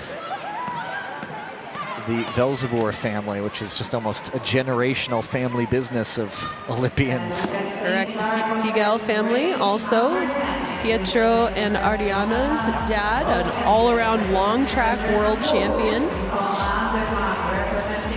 It's always fun to, when there's a new addition, there's a sibling there. I know there are several Bettys out there, and long track and short track. And so nice slow pace here. Nobody, no attacks, no counterattacks. Everyone's got their arms on their back. Again, we're seeing that wide track, especially on the entrance, and that can be a tactical move, but also it's the smart thing to do based on the ice conditions. You don't want to get stuck in any ruts. You want to be skating as smooth as possible, and if someone does decide to take a more traditional track pattern and do a pass, it's at their own risk because they're going into bad ice in that instance. Speaking of families, by the way, Anderman, his brother Dominic, also competed internationally for Austria once upon a time. This Anderman is 26 years old from Vienna. And Peter Murphy, the lone Luxembourg Duke of the Grand Duchy of Luxembourg. Pace is picking up, so we're seeing more jockeying for position. Smart move there by Rosenblatt, not taking the bait, but everything's shuffling around now. Here goes Bozdag. He's still just 18. Youth Olympic silver medal when he was 16. It was Turkey's first medal at a Winter Games or a Winter Youth Games, and so he's the latest of this burgeoning Anatolian par side that trains in the eastern part of Turkey, Erzurum, which is really the winter sports hub.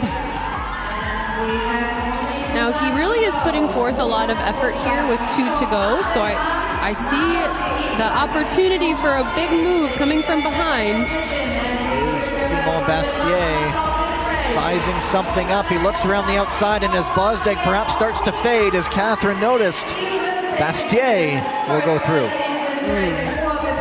You know, something I try to remember in the sport and in my life, it's not how you start, it's how you finish. And everyone gets excited when you have a good start. You feel good, you want to keep going, but especially in this sport, constantly reevaluating your strategy, reevaluating your plan, and making sure you have the legs to do the thing that your brain is telling you that you want. And a lot of these younger skaters, we know how fast some of the skaters out of Turkey can be, but this is maybe just a matter of timing where too much, too fast, too soon, and it may be sort of consolidated for the end of the race. That's right. It's called energy management, and every athlete has to go through it. It's normal for someone who's new and inexperienced. I remember when I went through this, I would get to the front and my feeling would be like, whee, I'm going to win. And then I'd get passed. And that happened for years before I finally, and it's a reaction, before I finally figured out how to breathe through that excitement, stay calm, and then stay in the moment, stay in the race. And that takes reps, repetitions, and practice. So the time won't be good enough to move on, but Bastier will go through. 1 heat still to come.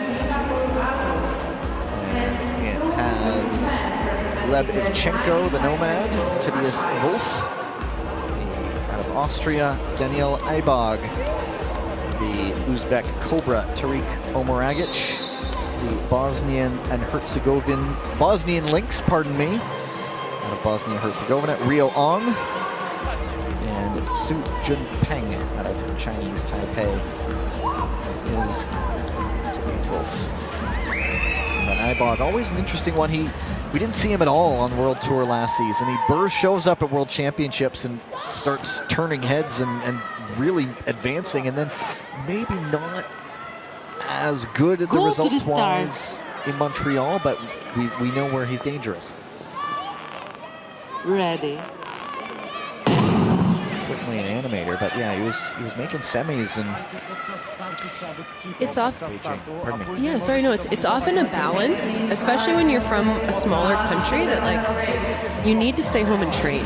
You know, especially if you're not on one of these big teams.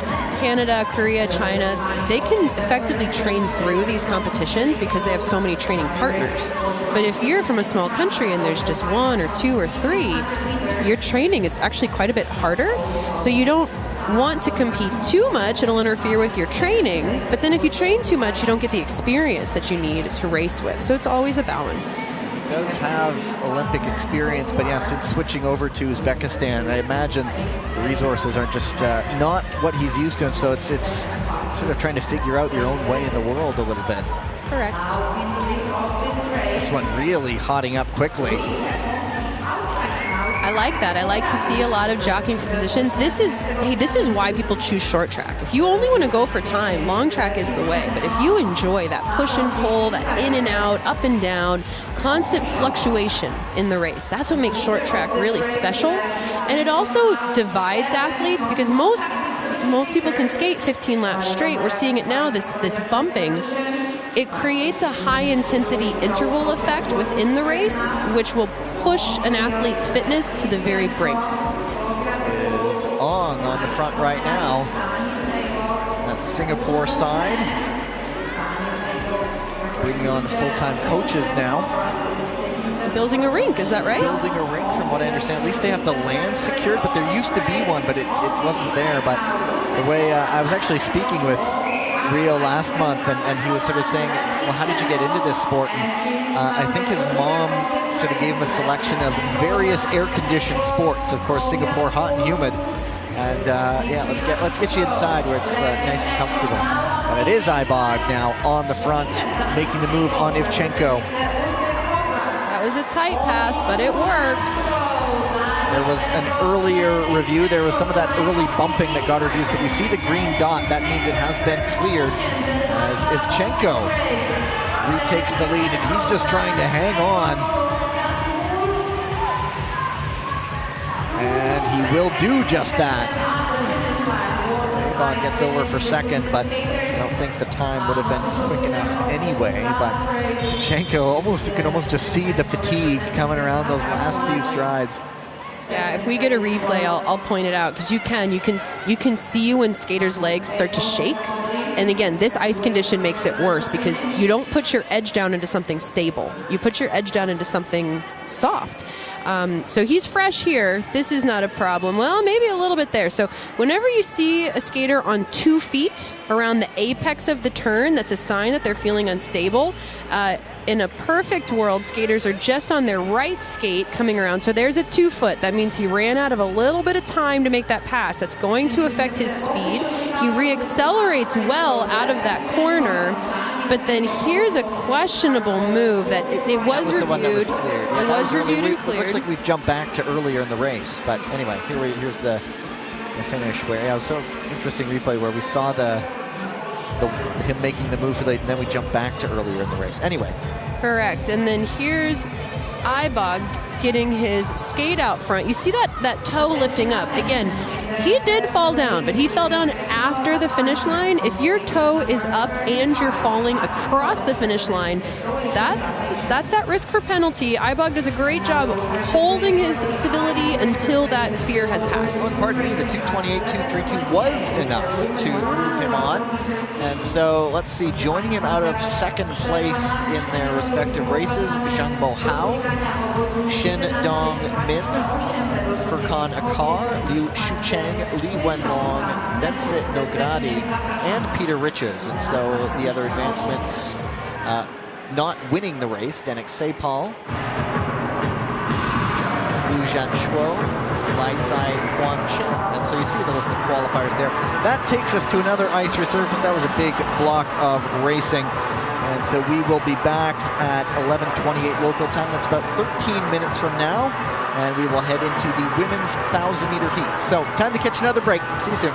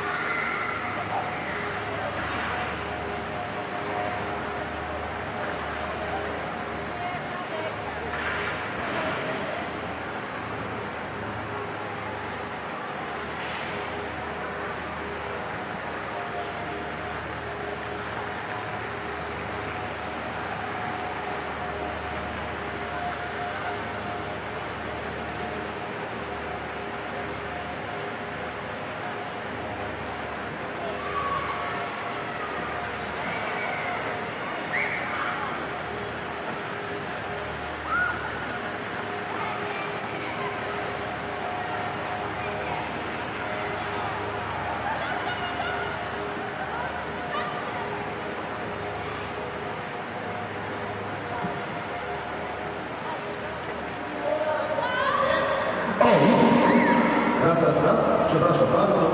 Dzień dobry, guys! Hello, guys! Guys, are you here? Make some noise! Zróbcie hałas! Dobrze, jesteście, cudownie. My jesteśmy razem z naszą wspaniałą maskotką, ze skate'kiem, tutaj na części A. Państwo, zróbcie do niego wielki hałas! Dobrze. Strona A, jak się robicie? Jedna osoba dobrze, a cała reszta nie wie. Słyszycie mnie? Czasem źle jest słychać w hali, ale słyszycie, rozumiecie co mówię? Trochę tak. Więc uwaga! Strona A! Jak się bawicie? Nie, to nie tak ma wyglądać. Side B, strona B! How you feeling? A ich słychać! Dobrze, w takim razie potrzebna jest nam rozgrzewka. Zapraszam tutaj naszego wspaniałego przyjaciela z Kejka. Słuchajcie, ustawcie się tak, żebyście widzieli i wszyscy stajemy, okej. Stajemy, drodzy Państwo, stajemy, tak, stajemy. Panie Misie, poprosimy o muzykę. Selby, come on, with us.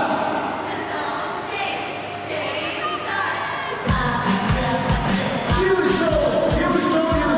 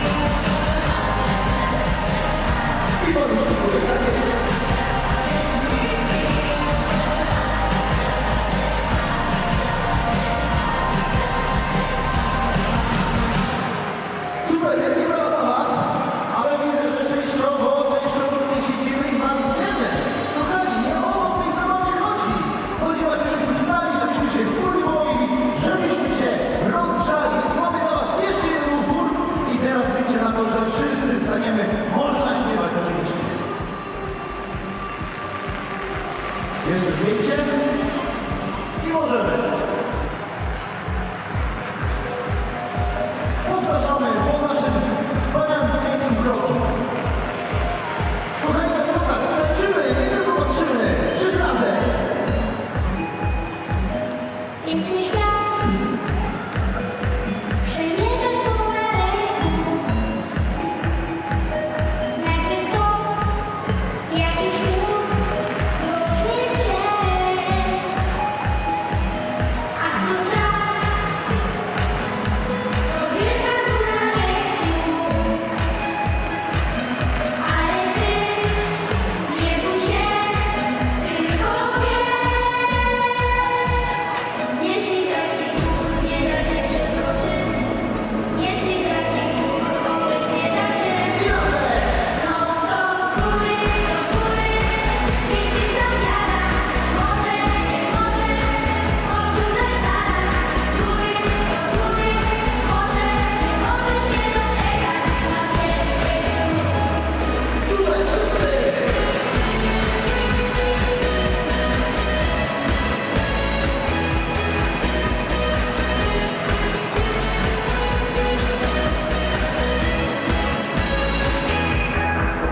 piękny świat przemierzasz pomalutku. Nagle stop, znowu mur i ten cień. A to żal, to wielka góra smutku. Ale ty od sił mocno wiesz. Jeśli taki gór nie da się przeskoczyć, jeśli taki gór obejść nie da się, I wszyscy. to góry, niech się ta wiara. Może, nie może, odrzucaj zaraz.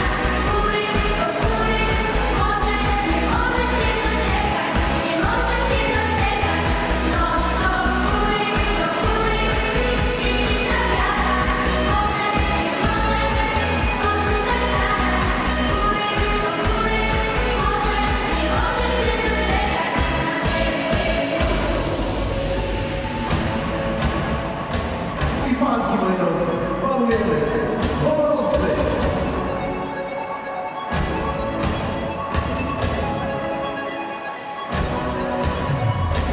Tam wielka góra zniszczy, tam wielki gór. Tam góra wątpliwości. Nie liczymy gwiazdy. Na górę już się nie da, bo wyż jest gór. Pomoc pochodzi z nieba. Można śpiewać. Góry, niech się ta wiara. Może, nie może, odrzucaj zaraz. Góry, może, nie możesz się doczekać, nie możesz się doczekać. No to góry, niech się ta wiara. Może, nie może, odrzucaj zaraz. Góry, może, nie możesz się doczekać na wielkie. I wielkie brawa dla was, kochani, wielkie brawa. Jesteście gotowi, aby kontynuować już rozgrzanie ten wspaniały konkurs. Oczywiście my zostajemy, możecie sobie z nami robić zdjęcia, możecie przybić piątkę. Co tam się dzieje? Gotowi czy tak? To będziemy zaraz grać? Tak. Będziemy się bawić. Okay, set B. You will be next. You will be next. Prepare yourself.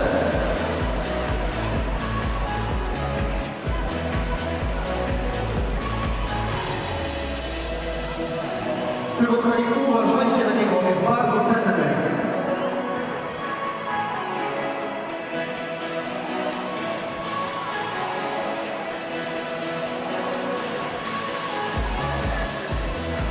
So, ladies and gentlemen, we are after the ice versus race, and just in a while we will start with the ladies 1,000 meter heats.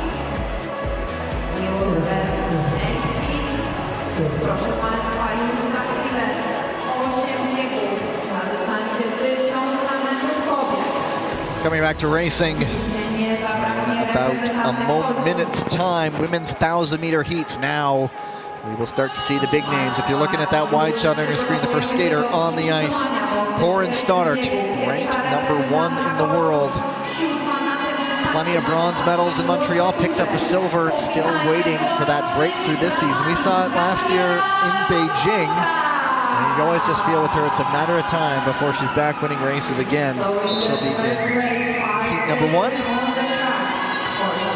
What's great about Corinne is that she's consistent, and honestly, in this sport, that's so important. Especially, you know, the Olympics are different because it's all single distance, but especially at World Championships, you still receive individual distance championships, but to be consistent across multiple distances, it's unique, and she does a great job with it.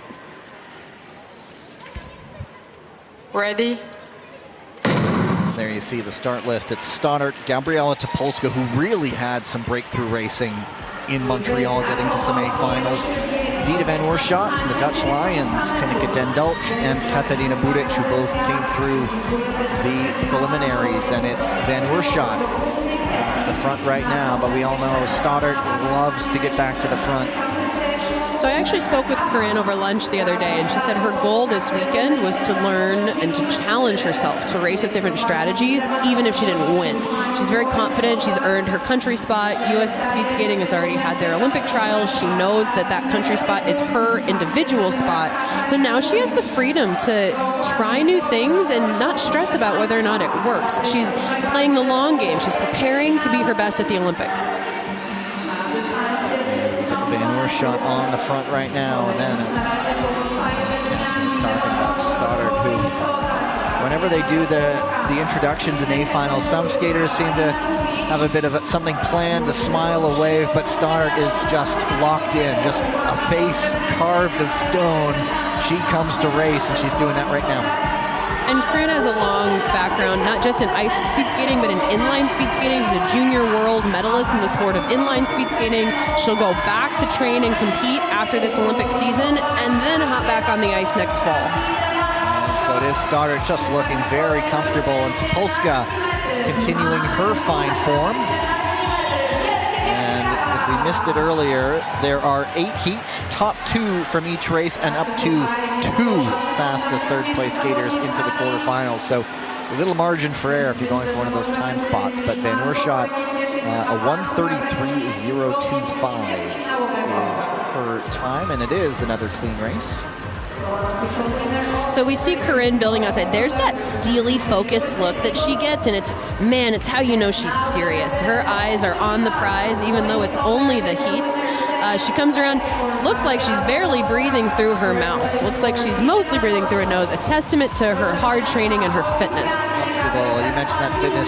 She admitted to fading a bit near the end of last season and struggling very nearly, didn't skate Milan.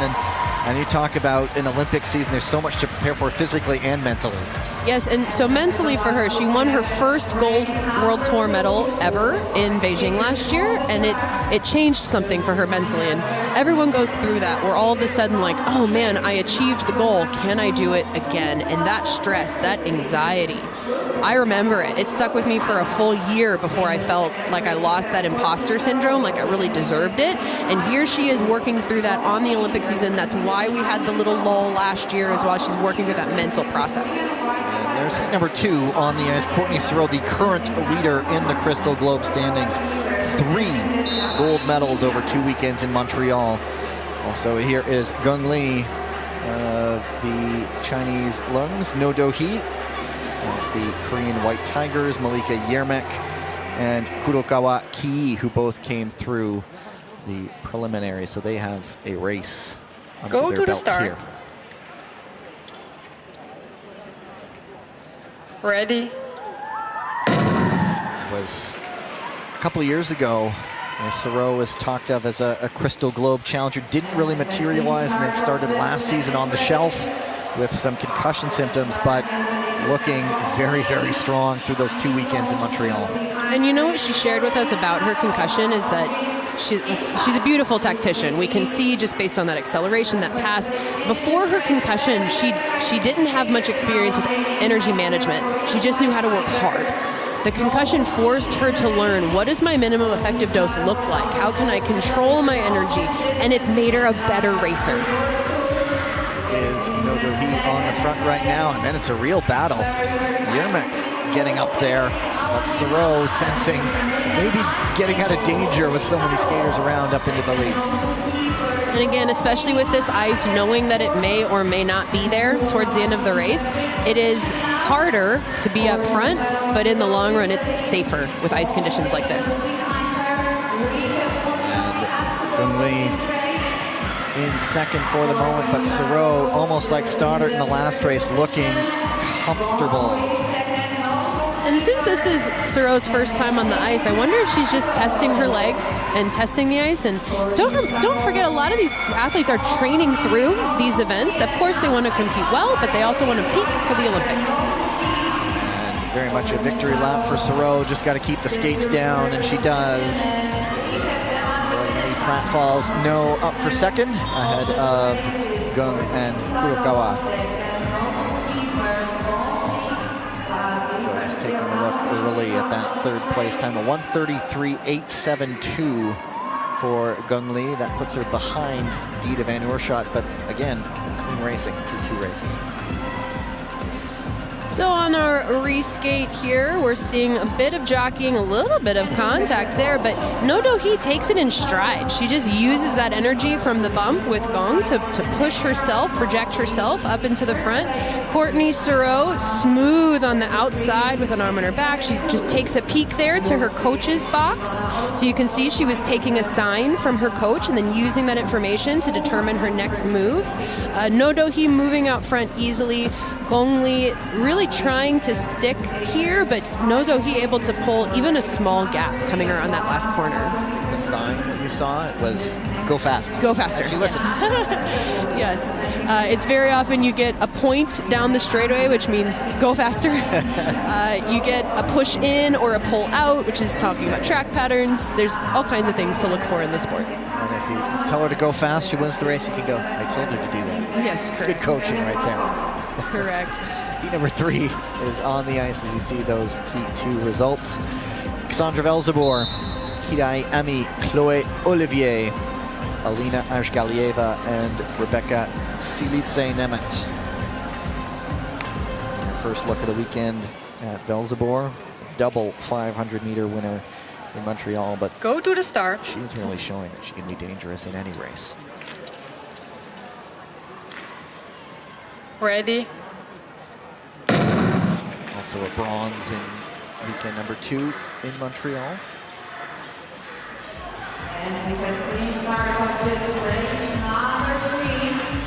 So a little bit of a slow start, already very tactical. We see Hirai again doing those shoulder checks, being aware. Hirai does not want to stick in third. She wants to stick to that second spot, even if it takes a little energy. That's smart for several reasons, but the smartest reason being because you want to be on Zandra Velzebor's back wheel here. This is another riding the coattails situation. What Hirai can do is be a good, strong defensive skater from this position and rely on others to push the pace of the race. It almost looked too when she made that pass that she wanted to get back in a second, but didn't want to go into the lead. Correct. Leading is hard. It takes a lot of courage, it takes a lot of energy, and a lot of skill to lead an entire race. So yes, better left to others. Being in second, focusing on defense is definitely, in my opinion, that was my favorite strategy. So I'm always a fan of seeing it. Hirai was 15th overall in the 1,000-meter World Tour standings last season. Velzebor looking comfortable, not dropping an arm yet, but consistently dropping the lap times. Comes Olivier taking a brief look, but she also sort of stumbled coming out of the corner, so almost aborted that pass for a second. Anyway, it's Velzebor. Before we know it, it's already the bell lap, and she's just in cruise control. And Hidai mentioning following in those in that wake there, getting up for the top 2 spot. It's a good way to test the legs here and to test the ice. We're early enough in the day and we're early enough in the weekend that skaters have been on the ice for a couple days here, but ice conditions change every day throughout competition. So being up front can be a good way for skaters to test not only where the ice condition's at, but where's my condition at. So Hirai already being defensive off the start, really taking up space to ensure that she sticks in that third position. Olivier looking good early, but then not able to stick on the back wheel of Hirai as they come around for the finish. These two ladies making it look pretty comfortable, pretty easy. Olivier is 135.738 in third, not enough. So that already we've got times fading away as only 2 possible third place times moving in. As you see the results there, so Olivier not going to be quick enough to move on. Heat number 4 on the ice. And it has Hana de Smet for the first time this weekend. Nakashima Midei, Maya Dora Somodi, Chiara Betty, and Berenice Combi. And so de Smet, as you look at Betty de Smet, did not win a medal in Montreal, and hoping that the change of venue would lead her back to the top. Go to the start. Hana also changing training facilities this past season. Previously training in Montreal with the Canadian team, now training in Hungary, the Hungarian team. So change of venue, change of training partners. We'll see how it affects her performance. And Combi, who came through the preliminaries, perhaps deploying that tactic, I want to get on that that fastest skater, but she's not the only one with that in mind, as Betty now leads the way around with Somodi behind her. And I like to see Hana de Smet staying relaxed. She really didn't react to skaters moving up. That tells me she's comfortable following. She's not so nervous or anxious that she feels like she needs to lead. But she's going to conserve some energy here. There's that strategy we see where there's a little bit of space. She's not getting dropped. It's good, smart skating. It gives her room to accelerate, room to defend. There's Somodi being a little too tight on that pass and creating a little bit of chaos in this race. Nakashima in the lead now, taking advantage of that opening. That incident will get reviewed. And Somodi and Combi getting into it, but de Smet now never afraid to make a pass. Sometimes that has cost her, but other times she can be a very, very good passer. She gets around the outside there, and she's also discovered, I remember late last season, she discovered getting to the front. She could just pull away instead of leaving it late, and that's what she's doing right now. And Hana de Smet, the 1,000-meter world champion, takes her heat here in the 1,000-meter heats. Looking very comfortable at the finish there. And something Hana does really well is, more than most, she's really able to compress her hip angle, which makes her upper body even more aerodynamic. That also does make your legs hurt worse. The farther down you push your chest to your thighs, the lactic acid can't escape your legs. It's really trapped there. So it is a more painful way to skate, but it's faster, and hey, I think it's working for her. So she's pretty smooth and controlled as she leads here. Betty coming around the outside, using that arm swing to increase her power.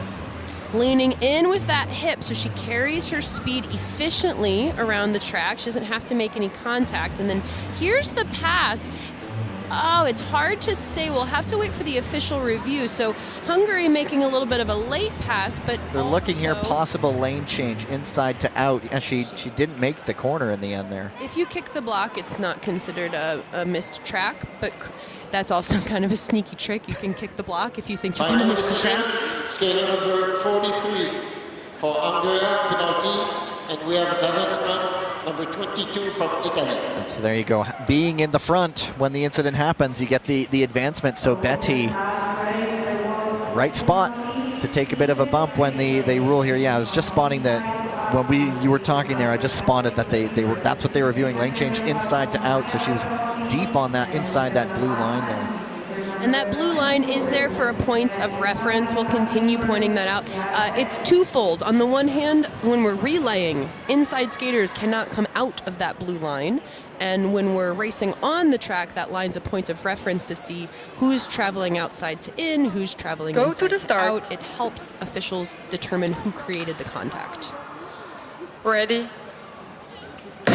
So what that did is now there's only one possible third place time. And so heat number 5, Chaemin Jeong on the ice for the first time. Zhang Chutong, Kim Butang, Eva Grenouillou, and Annabelle Green of the British Royals. But look in position at number 3 right now.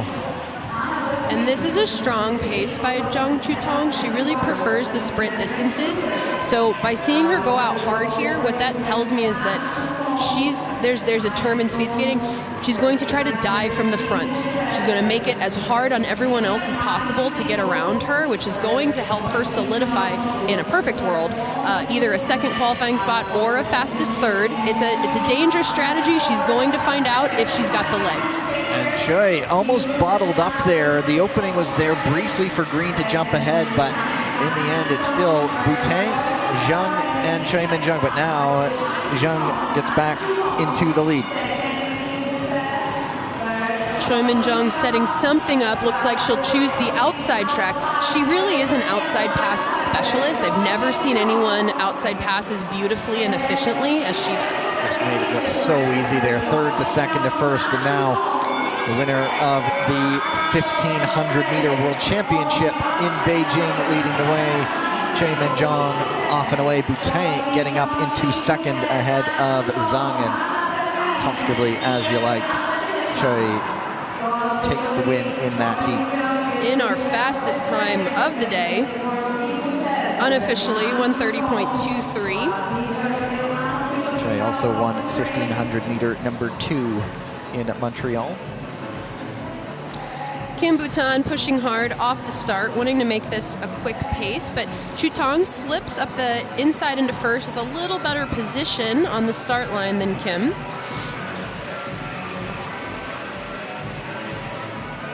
Kim being a little conservative, but maybe aggressive at the same time. Almost there. an excuse me kind of pass. Yeah. She didn't really stretch. She just snuck up the inside, almost like. Correct, and that happens. It's a great sign of control when you can get a little out of control and still save it. It also speaks highly to Zhang Chutong, who she could have freaked out. She could have created a situation there, but she also pulled back, and both agreed, hey, it's better to be safe.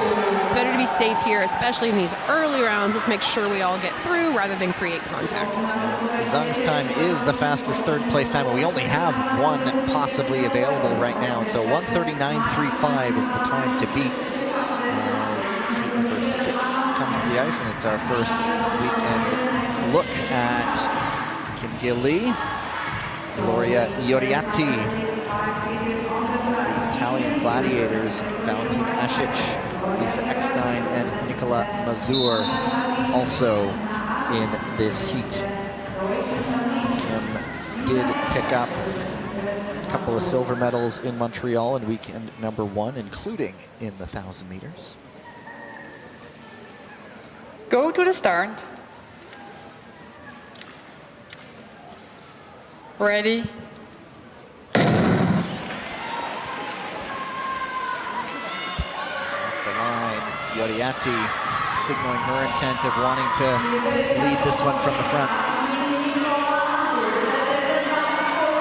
But Kim can just exploit any opening, and she jumps right up into the lead. But those are the top 2 seeded skaters in this heat.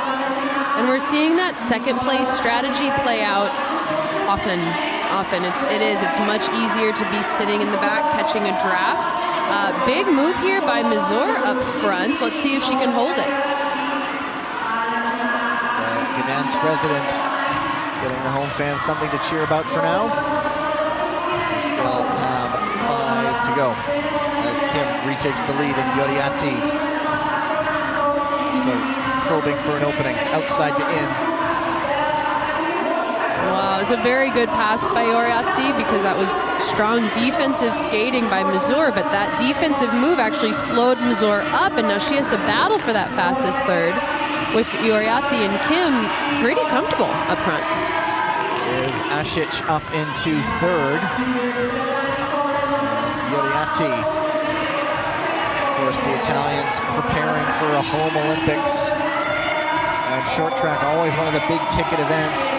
The crowds will be intense, and those home fans in Italy will bring something special. But Yoriati fading into third. Nice move by Asic to get up into second. And it is Kim taking it.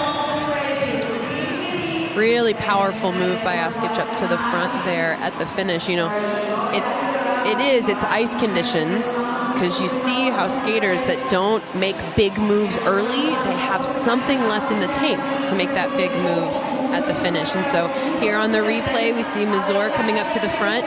You know, something else to consider with ice conditions, and every athlete has to manage this differently, is how many bumps can I take and still recover from it? Now, Mazur almost really leaning in there, almost trying to create the bump, and Yoriati just sneaks right in. That's a really well-timed move.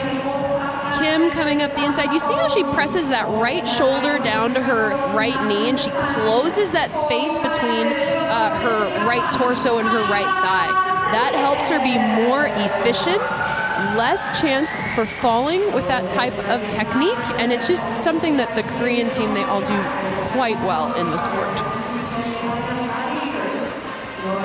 So the Yoriati time, 1:35.475. That's well off the pace. Zhang still 1:39.35. So at 1,000 meters, it's a 5-second difference, just showing the wide change of times in these things. In heat number 7, Elisa Confortola, Florence Brunel, Camila Cellier, Elizaveta Sidorko, and Julie Lataille.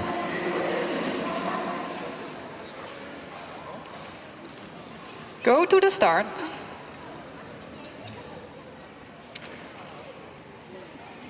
Ready.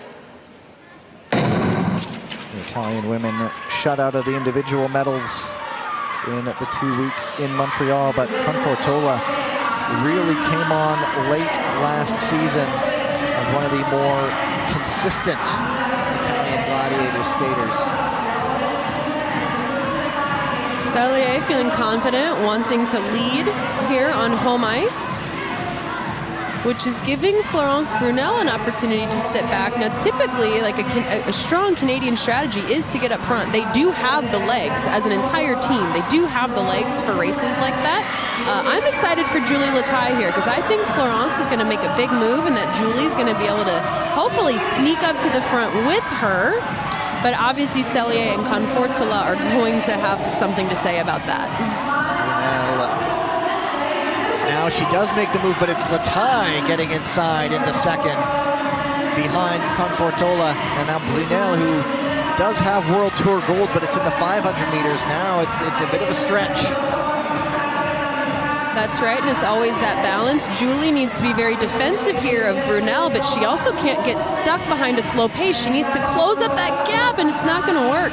There's Brunel getting all the way around, and perhaps the legs tiring on Lataille, but Confortola serenely in front, but now facing the pressure from the Canadian, but knowing that the top two would move on. Confortola confidently round the last time, and very good for the quarterfinals.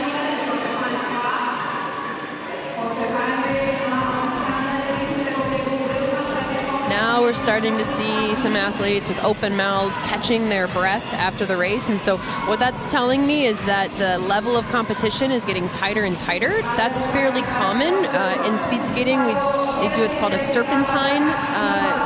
It's the way they make their start lists. So the first skater will often get paired with lower ranked skaters, and then you find some races where 8, 9, and 10 are all right up against each other. So it does make for a more competitive race. Here we're seeing the replay. Nobody being too aggressive off the start. There's that big step in by Cellier. There's a little bit of contact there. I don't think there's been any review. No. And then that little bump causing a bit of an accordion effect in the pack, and that's what allows other skaters to take advantage and move up. Julie Lataille having the initial advantage up into second, and then Florence Brunel having the later advantage as she builds on the outside.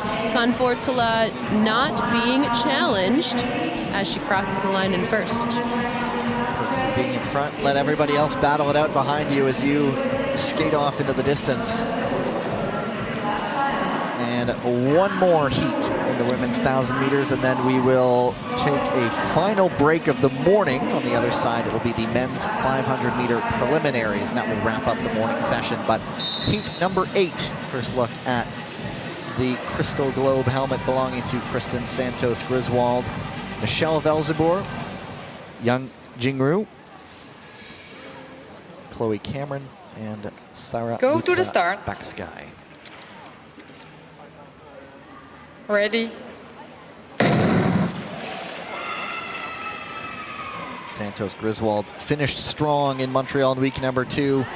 Kind of like last season where she had a couple crashes and then picked it up as the season progressed. She had a couple crashes in the first weekend in Montreal, but then finishing strong, getting onto the podium before the weekend was out. Couple of bronze medals in the 500 and the 1500 to start building some momentum.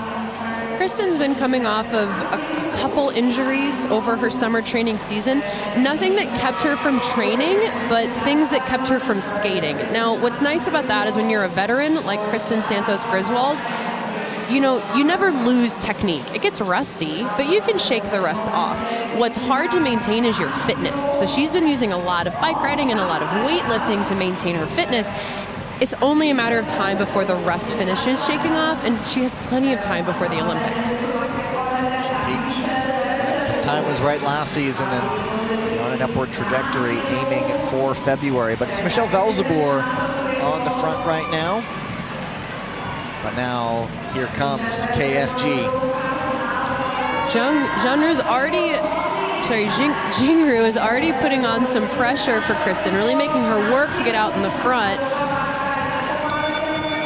One to go. Michelle Velzeboer now seeing the Crystal Globe helmet go right by. And Kristen Santos Griswold, a couple of good moves. And she looks also confident. No real banana peels for a lot of the skaters. The top names going through. I mean, maybe a surprise that Yoriati didn't come through in the top 2, but a lot of the top-seeded skaters coming through. And again, like that's ice conditions. Skaters who typically, and that's energy management. Skaters who are typically thinking like, yeah, well, I can do this, I can lead, I can throw that big pass. All of the sudden, your energy tank drains quickly here. So we are seeing Jingru, a nice move up to the front, a quick response from Michelle Velzeboer, and then a very defensive move. So Chinese long staying in the middle of the straightaway and taking up lots of space. That tells skaters around her, I'm big, I'm hard to pass. It's a mental game there.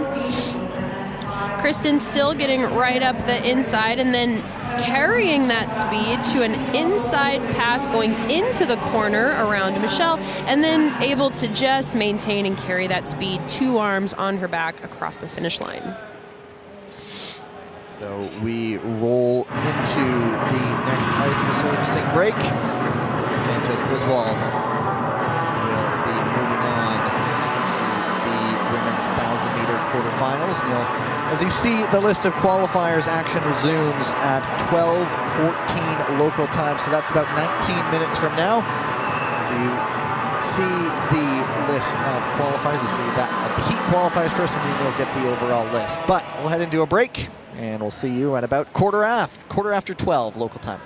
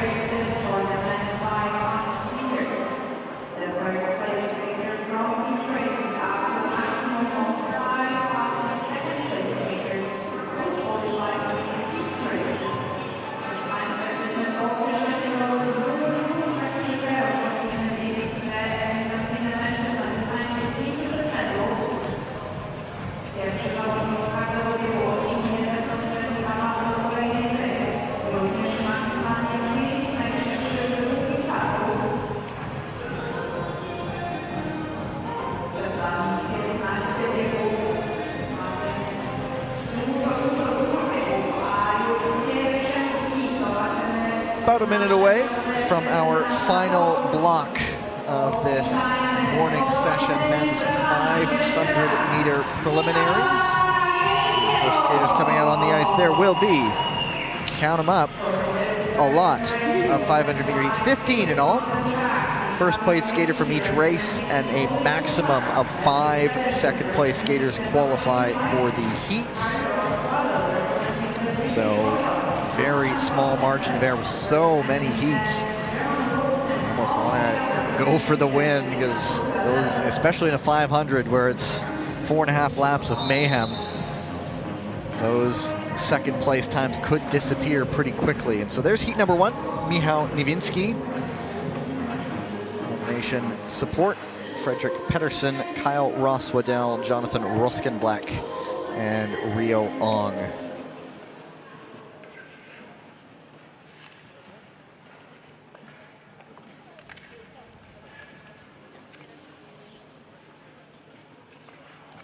Go to the start.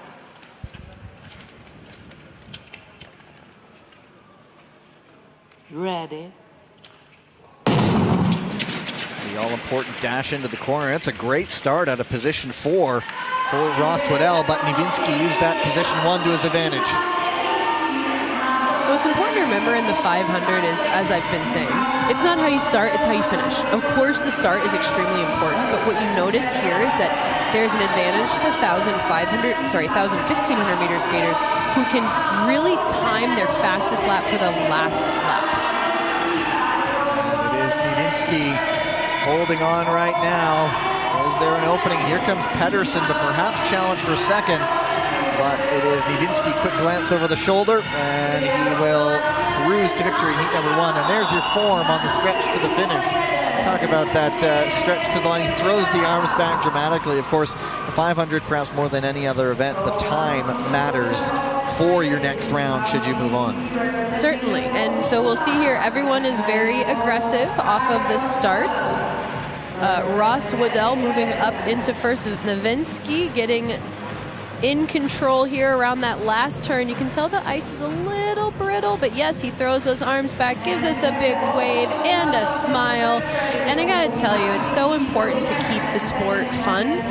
It's very easy to feel like you're in a fishbowl down there, and it's important to stick your head up out of the water and have a smile and have a laugh.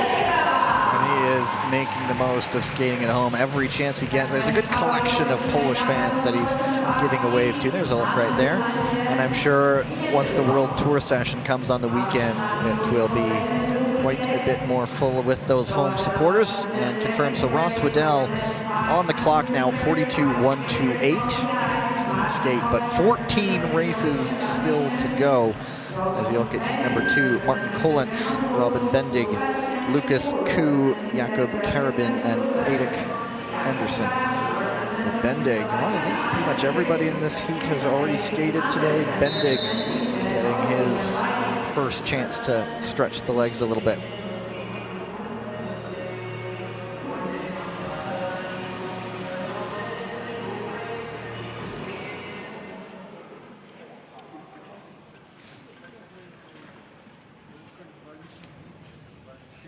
Go to the start.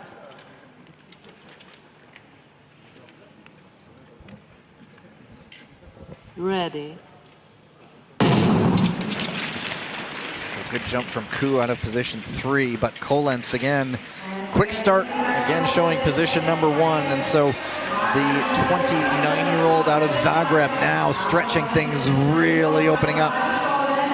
Now notice his foot speed. He's just now put his hand down and held the position that's called a pivot around the peak of the turn, and that's really the secret here, is building your speed up to top speed, finding that comfort, and then maintaining or carrying your speed. Now he's not feeling really challenged at this point, but then also re-accelerating so that in a perfect world, your last lap's your fastest lap in the 500. Perhaps feeling it a little bit. Here comes Koo, but Kolentz hangs on. Yeah, that gap really came down as maybe the fatigue settled in a little bit on Kolentz, but just able to hang on as Koo pushed it late. And this is where we see those two differing strategies in the 500. Some athletes, I say twitchy. They have fast twitch muscles, so they're very twitchy off the line. They can get to speed quickly. Other athletes don't get to speed quickly, but when they're there, they're actually faster. So we see the sprinters and the endurance skaters kind of meeting in the middle on the last lap. Lucas Koo diving at the line, not quite there, but currently in a qualifying time with a 42.31. 42.31 is behind Kyle Rosswaddell's time, and so it's second of 2. Remember, maximum 5 second place times moving on, and so he'll have a bit of waiting to do, but these 500-meter heats, we do zip through them pretty quickly. Lucas Koo actually training in the United States with a former teammate of mine, Kyle Carr. Has Brazilian heritage and so is able to skate for that team and also maintain his studies as well as his training in the United States. First South American at a Youth Olympic Games and now on World Tour. And doing some, it's more common in the 500s with everybody scraping for the line that there's the patching trowel and you might break out the fire extinguisher, but they fix that finish line because it takes a bit of a beating with everybody. That's right. So what they're doing here is they take the hole or the rut that's in the ice, they fill it with snow, and then they put water on top of the snow to freeze it into place. They'll come by with a squeegee to make sure it lays flat with the rest of the ice, and then they'll take a fire extinguisher and they'll freeze the patch into place. Honestly, as a skater, you really can't tell the difference. It's always interesting because, I mean, we felt the ice after the World Championships in Beijing, and there was that noticeable rut, and we do wonder just how much that patch job can do. And there you go, giving us that insight that we can never really notice it. So there they go. They just flashed the fire extinguisher. There's Alejandro Rivero Meyershock, one of those guys hanging around the top 32 for that team quota spot as the top 32 in the 500 meters, and you're trying to qualify your team first. This heat also has Peter Yashapati, Mohamed Bozdag, Lai Tsai Huan Chen, and Munk Go to the start. Erbenbileg. Ready. So Yashapati, as the seated skater, gets position 1, and another one using that to his advantage. Everyone using their foot speed here, especially remember this ice doesn't glide. You have to run if you want to build your speed up. See if Bozdag can close it up right now. It is 2 off the front. He's inching. Is he going to run out of time, or is he going to really close up on them? What he has to do is time the close into a pass. He can't pause. He has to accelerate here. He can't pause. He has to carry the speed, and I don't think he's going to do it. He's going to try, though, up the inside, shoulder to shoulder. Is he going to make this one stick? He will for second. Yashapati will take the race, but that move is going to get reviewed. I was impressed with that. I didn't see a tremendous setup, but he clearly had enough speed that he still felt he could sneak up the inside. The officials will take a review. Let's us have a look at the replay. It really looked like Rivero was thrown off that much in the end. But so again, we see that checking action, looking down. Oh, here's the contact. All right, so really they both kind of shoulder to shoulder. And they arm, I don't know if arm block's the exact term, but like they get tangled and their arm swings get tangled, but there doesn't seem to be any hip checking, no shoulder checking, no contact. So yes, a little scrum, but we'll wait and see what the officials decide. Oh, and it's posted. That's official. Bozdag currently going through on time, 42.532. We'll see if it sticks. It is the 3rd of 3, and so yeah, they took a look, but really just racing incident going shoulder to shoulder there. So Bozdag is the one on the bubble as heat number 4 takes to the ice. And we will get Niall Tracy, the British Royals, Lucas Wareham, Ivan Martinic, Liu Shucheng, and Denis Aida-Petian. And there are seeded skaters who are already through to the heats. So the top seeded guys from the first 2 weekends in Montreal will avoid the preliminary stage. They get that little bit of extra rest.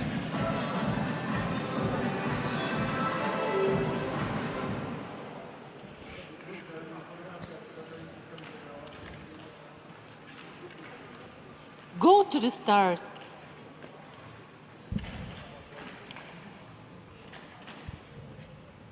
Ready. And it is Tracy quickest off the line ahead of Wareham, who is, I always like to say he's from Warunga, so apologies if I get that mispronounced, but anyway, it is Tracy off the front with a gap. And he's skating way out wide. Now Tracy's way out wide, taking crossovers all the way out to the boards. You can only do that when you're not under pressure.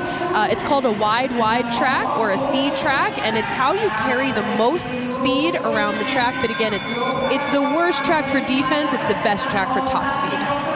He is certainly at top speed. 1 lap to go. He has a gap. It's Liu up into second, and he will cross in second, but Tracy going a 41.75. He took a look at the clock because, of course, that time will determine where he might get seated in the heats portion. And that's why you never see an athlete backing off their speed in a 500 meter, because that start position is so critically important. Everyone wants the best qualifying time going into the next round as possible. That was a nice move up the inside, but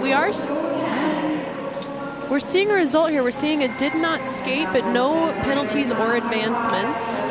Niall Tracy come around comfortably. So yeah, Martinich in the end didn't make the line. So we have 4 clean races. The second place time slotted him a bit of ahead. Let's see, so yeah, 42.356 for Liu, and so that puts him ahead of Bosdag, but behind 2 others. And so it's third of 4 right now. What's lucky for these early race skaters is that, you know, we've talked about it several times already, the ice will get slower and slower as more races are raced on it. So even though it can be a little scary, like, man, there's 10 more races to go, 10 opportunities for me to lose my fastest second time. But those later skaters, at least in this sprint distance, are at a disadvantage. I've seen that a few times where the first time from the first he does hold up. Go all the to way the end, start. and so you're explaining the science behind it, so thank you. My pleasure. Ready. And the start list, you might have seen it: Lorenzo Previtali, Tibor Komoricki, Matsuzu Shuta, Ernestas Cech, and Luka Jasic. Komoricki had some good skates in the 500 in Montreal, so he gets position number 2 off the line. But Previtali always one to beat. And there's the opening for Matsuzu and Jasic to go up into second and third. Komoricki sliding out there a bit too wide. And really important for Previtali here, he has not qualified this country spot yet, so it's on the line for him right now. Good battle for second. Matsuzu and Jasic back and forth, but Previtali lets them battle for second. He's going to take the win, and Matsuzu gets up into second. And shake of the head from Previtali. Not sure if he's excited with that time, but he gets the result anyway. And you know what's funny is so often, even if the result is good, speed skating is such a feeling-based sport. It's way more common for an athlete to win the race but not feel good than it is to feel good and also get the result. You know, I'd be happy with any victory. That's, you know, because my speed skating victories are 0, and that I've also never competed in it. Well, you have speed skated, so that's a victory in and of itself. Well, yeah, it was one winter on long track, but I'll take that. But you know, any victory is a victory in my books. Personal victories count. It doesn't have to be an international victory. Exactly. Again, I was same conversation as before, just listening to some skaters warming up on the bike and how excited everybody gets over a personal record. That's a big deal, regardless of how it stacks up against anyone else. It's how these skaters track their own progress. Number 6, Oleg Hyundai, Linans Lizans, Enzo Prost, Purapat Changmai, and Su Jun Peng. So we have a wildcat, a golden star, an ice bear, an elephant, and a blue magpie.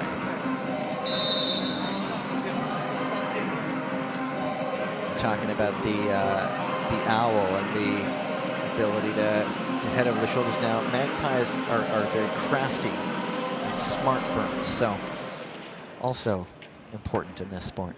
Very good. We'll look for some smart strategy here from Sue. Go to the start.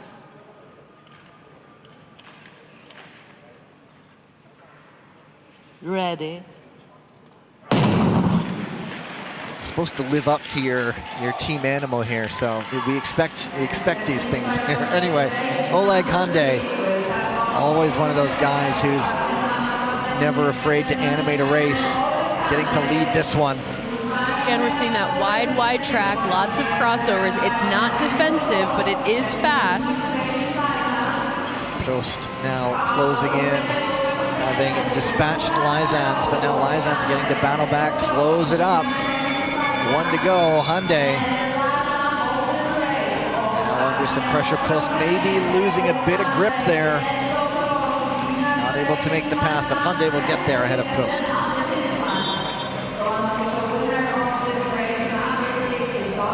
Unofficial 42.37, so that's quicker than a couple of what we've seen so far, but we're going to start to see those second place times disappearing by the wayside. Yes, that's right. So nice aggressive start here. Building up to speed, using foot speed to build. So here's our first pass setup, a quick little inside move, and you need to be quick like that when it's on an inside move. If you make it slow and obvious, it's easy to defend. If you're quick and fast and sharp, the defending skater can't do much about it. And he seems to, I think for Prost there, what he really wanted was to dive at the line. He didn't want to feel like he was stuck on his heels behind Hyundai, but that's short track, that's speed skating. And that even happens in long track when we see skaters overtaking or changing lanes. There's always that bit of energy management, that bit of speed management that's just out of each individual's control. See the results now. Prost will watch to see if that time holds up. And here's an interesting heat.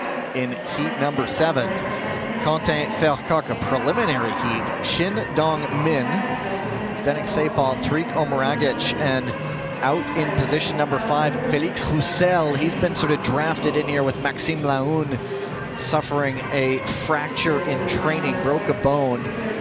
And so Roussel, who has a World Tour victory in the 1,000, now being drawn into preliminary stage in the 500 meters. One of those guys who does not have a ranking, but it's just really because he has not skated in the 500 internationally. Correct, and he's only on the up and up with his training, Félix Roussel. He told me recently that he just sharpened up some nutrition, some recovery, and it's made a huge impact on his ability Go to to train. the start.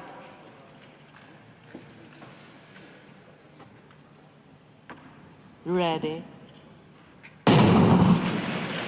So you have a guy like Roussel, a guy like Vercock, and oh boy!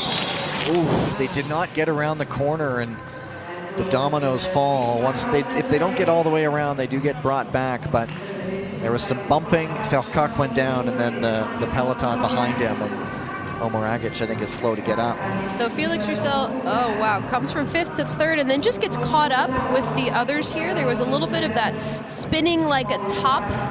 Let's take a closer look here. Shin giving some pressure in on Vercock as they come around. A block gets kicked, and then here he's stuck on his heels, his hips, his shoulders all twist, goes right down on his tailbone. That doesn't feel good. And he knows right away, like, what the heck, what could I have done? Thankfully, he's got a call back. So there's that kicking with the block. Shin is just putting on pressure here, but with that spinning like a top. So obviously the 2nd and 3rd skaters to go down, that's from contact.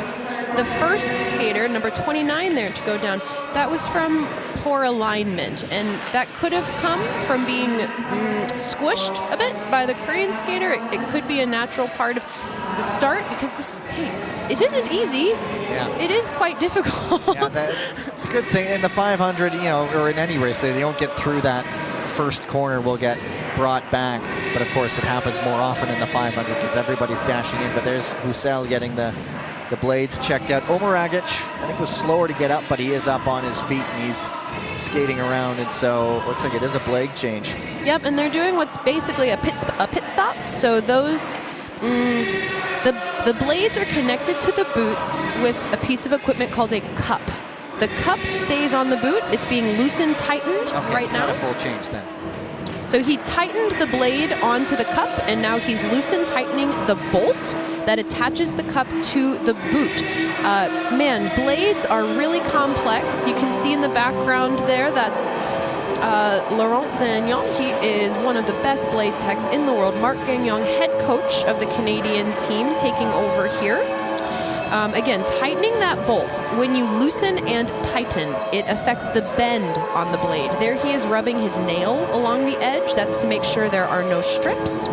And Felix Roussel feeling good to go back on the ice. Change of helmet, too, from him. He dropped the purple number and now matte black with a maple leaf on it. So interesting to see him drop that one. Don't think I've seen that. Sometimes you see he just spun a little dial on the back of his helmet. That makes sure the helmet fits properly, but that can get bumped out of place after a fall. So if you don't have time to fix that, it's smart to have a backup helmet on hand. So, take 2. Go to the start.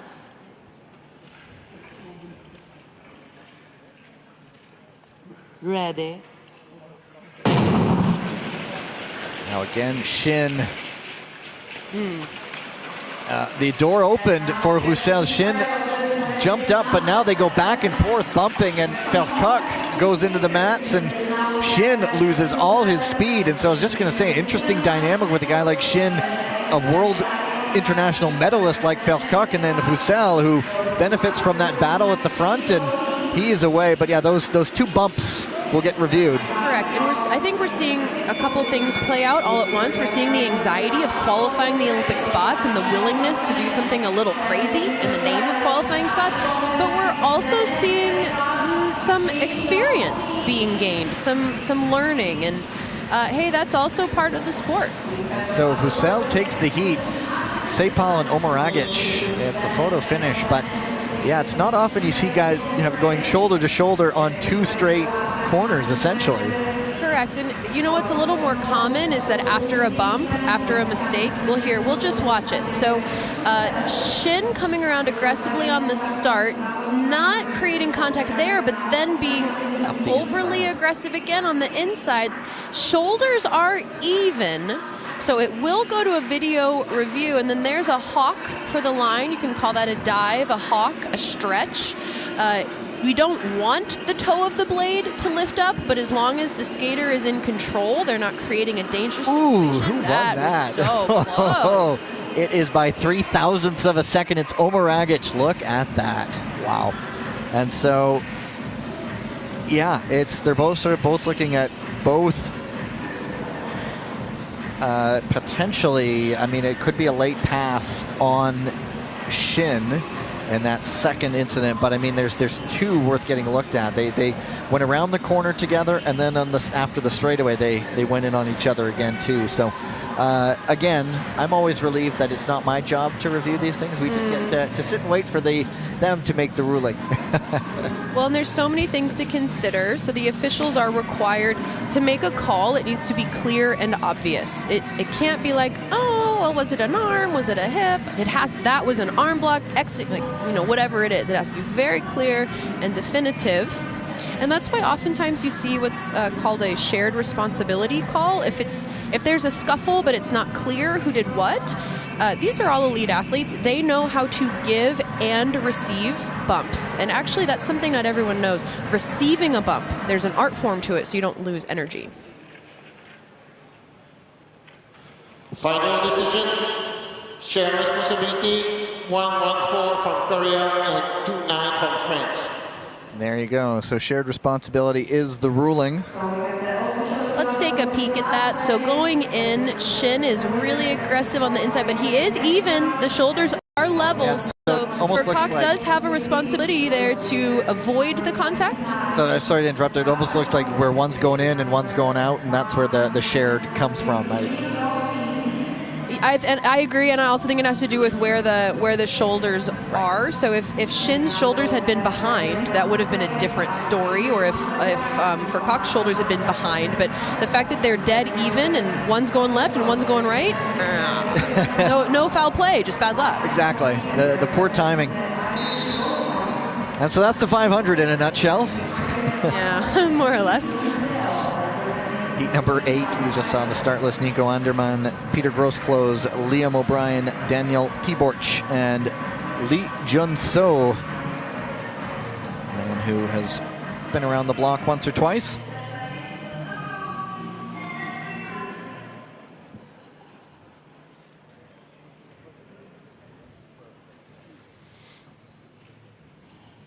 to the start.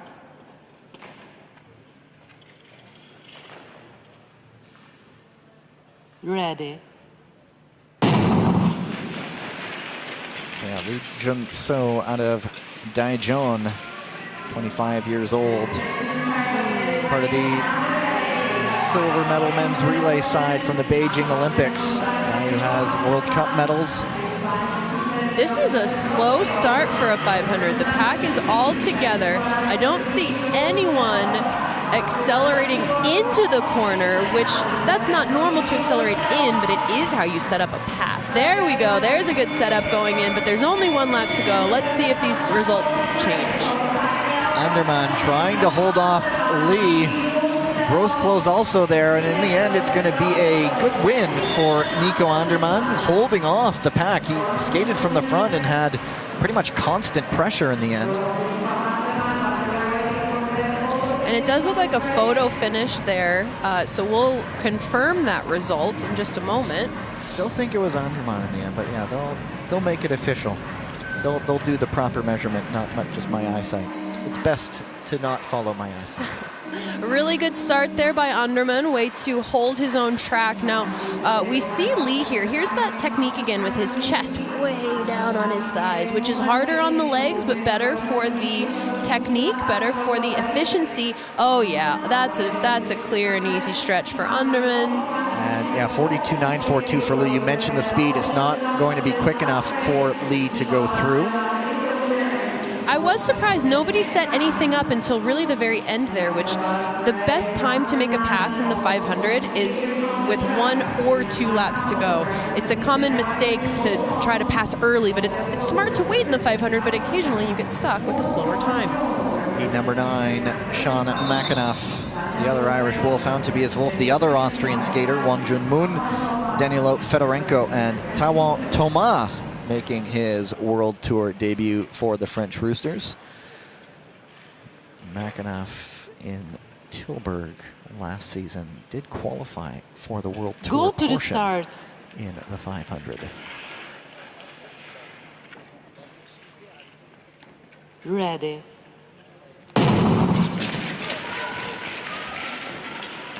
And is everybody going to make it through? Nope. They're going to bring it all back as Thomas and Fedorenko cross blades in the corner, both going down. Both are up, both are okay, and Thomas dashing right over to get the blades checked out. As you must. These blades are very finicky and fragile. Here we'll get a little look at it. So the French skater being aggressive, trying to press his shoulders into the turn, creating that twist like a top feel. Let's see if we can see he's pushing in. It's not quite body contact, but he's taking space away from the Ukrainian until finally, whether it's arms or legs or blades, they just can't hold it. And we've seen entire cases with various blades for the skaters. Did you have so many blades at your disposal back in your... Actually, this whole pit stop idea is very new. We used to travel with 1 or 2, probably 2 sets of backups just in case something bad happened. But it used to be if your blades were damaged on the start, you didn't get to skate. Or you skated on bum blades. Good luck, figure it out. But I'll be honest with you, what's really impressive to me is that there is a breaking in period on blades. So when an athlete gets an entire set of blades switched out and then has to immediately go top speed on those blades, I'll point it out if I see it. You can see the moment where their body adjusts, and we'll talk more about that when we get a good example of it. And we go again. Go to the start.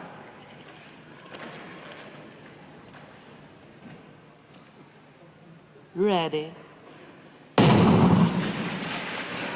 And we hold our breath.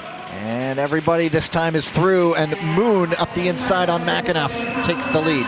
Really great timing there for Moon, not to get stuck in the back, but to make that early pass, and now he's got all the space he needs to build speed. And a gap opening up as Thomas gets up into third, but he has work to do, and now Moon just stretching it. McAnuff starting to lose contact a little bit. I'd like to see what's called a short pivot for Makhanoff. He's putting his skate down around the second block, and that's forcing him to step through the corner. I'd like to see his timing a little quicker so that he can nail the efficiency around the track. And it will be Moon in the end making it comfortable. Thomas pushing for second, and he'll take it.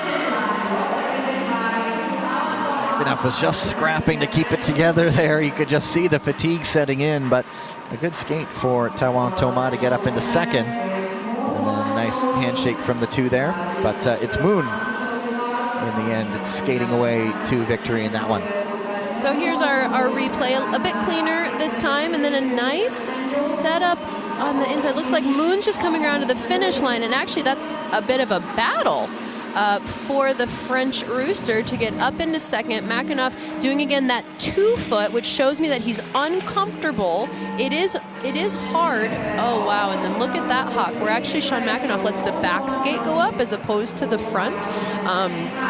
Usually it is that front skate that comes up, so again, telling me he might be a little out of balance. The other thing that can happen is if you hit a soft patch in the ice, your body starts going faster than your feet, and it's very difficult to overcome that.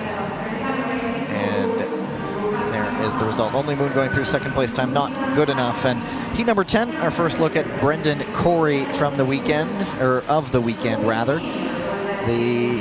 He was in the Olympic qualifying quota spots for the 1,000 and the 1,500. For the 500, he's just kind of hanging around that top 32 right now. He is, of course, a medalist at the World Championships in the 1,500. Lucas McDonald also here, Peter Murphy, Sui Shin, and a new Norwegian Viking, Aaron Fading, getting his World Tour debut. And keep in mind Gavin, that they can throw out their worst result. So you're talking about a guy like Brendan Corey who's hanging out right there. Let's say he gets one result in the top 30 and one result out. He can throw out that worst result, and then they'll average the best results, the best 3 results out of 4, and that is how they will officially, after next weekend, announce the country spots for the Olympics. So we'll let them do the math. We'll figure it all out next weekend one way or another.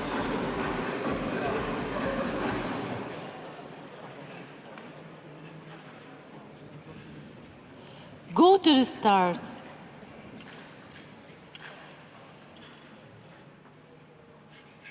Ready. So we have a Racing Roo, the Ice Kia, the Duke, the Ice Chilin, and the Viking. Everybody through the corner. It is Brendan Corey off and away. Taking those crossovers, using his quick feet, like we've said, using that wide, or C track to build up with.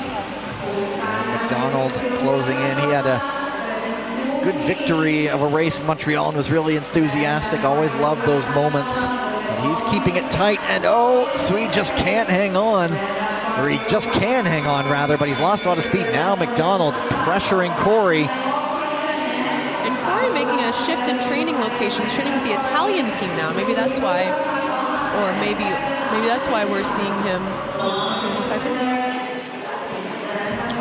He takes that one. Oh, yeah, he spent a lot of time in Bormio in the off season. That alpine training base where a lot of countries tend to at least spend some time in the off season.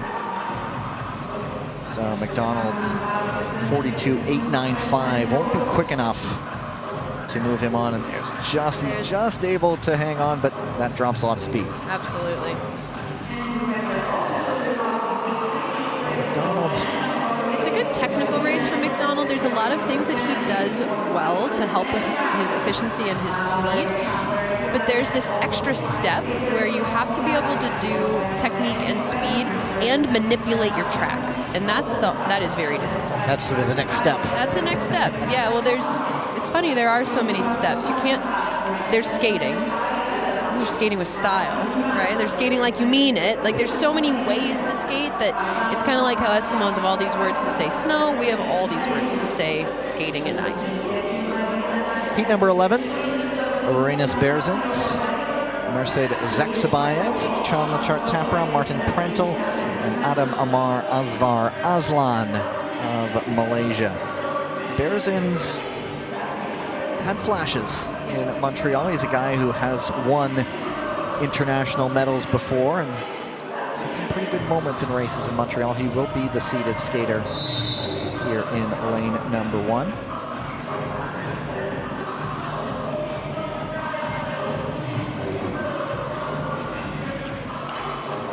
And if you ever do get a look at the coach's box, Team Kazakhstan have these beautiful team jackets. Yeah, which, they do. Go it's to a the unique start. design. Really highlights their Nomad kit mascot. Ready. So we don't even need to really kind of describe it. There's, you know, there's the teal of the Kazakh flag, but then there's almost like cave art. Anyway, you'll know it when you see it. We won't even need to really point it out. It's a unique design. Anyway, and speaking of which, Zaksabayev off the front right now.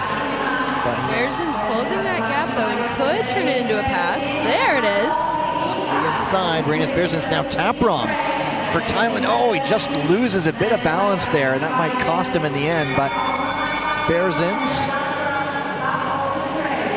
comfortable in front. Good skate from Taprom to keep it close on Zaksabayev, but yeah, good skate from Rainis Bearzen's to take the victory. Unofficially 42.85, which I don't think is enough. It might be close to one of those spots, but it will be very, very close. We do, of course, have a couple of heats still to go. Most fastest seconds are hanging out in the 42.1 to 42.5 range. So anything slower than 42.532 is not going to make it. So we're seeing we just saw a fall there. I missed that. That was Prantel. Apologies. We were watching what was going on at the front, that we missed Martin Prantel going down. A nice move by Bearzen's up to the front. Very comfortable, keeping his arms on his back, holding that pivot again a little long. That's really showing us the ice conditions. So what you want on every ice is called a short pivot. We'll continue to highlight that as the day goes on. So Bearzen's through, Zaksabayev not. And now we're into 4 skaters the rest of the way, as the number of entrants does not mean we'll have 5 skater heats. So the last 3 heats will have 4. The last 4 heats, rather, will have 4. So there's Kay Hausman. There's also Rostislav Leontenko of the Ukrainian Wildcats, Maxim Maximov of the Bulgarian Kings, and with the Union Jack on his helmet right there, Jonathan Moody. Jonathan Moody, one of the first skaters I coached when I was not speed skating. Look where he is now. I know, he came and hang with me in Milwaukee, Wisconsin, and now he's on national team. Actually kicking a soccer ball around with him in Montreal a couple of weeks ago. Canadian born, correct? I believe so. I believe so. Ready. His parents are missionaries. They Sorry, Moody's actually born in New Zealand, in Auckland. But he has lived in the U.S. under the guidance of one Catherine Reuter-Adamek. But he is now sitting in third, and Hausman doing the business right now. Leontenko keeping it close. Leontenko can definitely start to set up a move. I'm seeing his discomfort going around that apex, which to me says change your track. Go wide, go deep, do whatever it takes. Stop getting stuck in that bad ice. And it is Hausman with a bit of breathing room, and Leontenko, I think the wind is out of the sails there, and it will be Kay Hausman taking the victory. 42.28, so the time is an interesting one for Rostislav Leontenko in second. Yes, that will bump him up. As long as it's an official time, that will definitely put him up into those fastest third times. They've updated it down, 42.272. So we've lost Heat 3. Heat 3 is no longer in the fastest second time. Look at Catherine taking notes along as she goes. So I'm going to scroll back, and that is Mohamed Bozdag's time. Now no longer quick enough to move on. And still clean racing for the most part here we've seen. There you go. And Leontenko, he only has 3 heats to wait, but I'm sure it'll feel quite a bit longer than that. Well, typically what's smart strategy in a situation like this, gear down, get on your bike, assume you're in until you're not. There you go. Get yourself by a screen so that you can stay in touch with the results. But the worst thing you can do is stand around the ice rink and watch everyone else, because your legs just get tired. The warm-up area up on the second level here behind the stands. There's some bikes, there's some mats, and there is a screen where I'm sure monitoring of what's going on could be done. Heat number 13, Daniel Ibog, Radek Fajkus, Lin Chunche right there, and Ivan Donchev.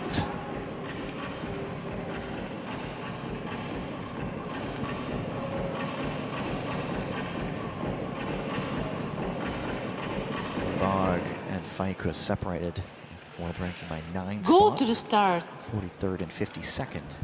Could be an interesting battle between those two. Ready. But then out of position number 3, Lin Chunche. That's a heck of a start. Beautiful. Let's see if he can continue to build up to speed. He seems to be... Well, his start definitely opened a gap, but now... Ibog up the inside. Now Lin trying to defend a position. Oh, and down he goes on his own, unfortunately. Did not see any contact there. And now it's Ibog and Fajkus as they'll come up to get the bell, but Fajkus has a gap as the crash just gifted some extra space to Daniel Ibog, and Ivan Donchev gets up in the second. And in the end, 42.41 for Daniel Ibog. Ivan Donchev a 42.72. I don't think that time will be enough, but No, it will not. diligent note taker next to me is on top of that. Just like good old pencil and paper. What can I say? I've got my own notes, but for other things. Very good. you're the one with the live up-to-date stats.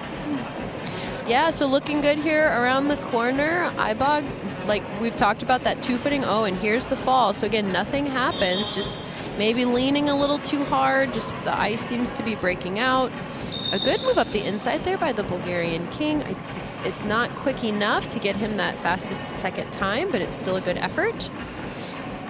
And so 2 heats still to go.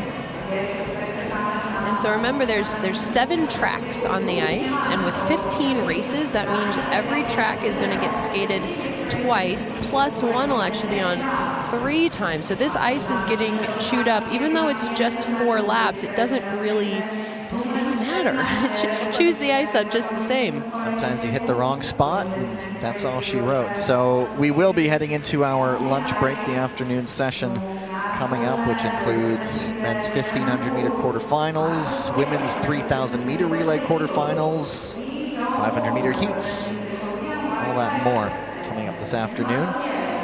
Heat 14, as I mentioned, 4 skaters now. There's Ben Jung of the German Wolves, Marcus Howard of the USA Eagles. First look at Im Jong-un for the weekend. The young phenom, perhaps not in his preferred distance, but here he is. And Etienne Bastier, another one who's maybe more accustomed to longer distances, but young skaters. Go to the start.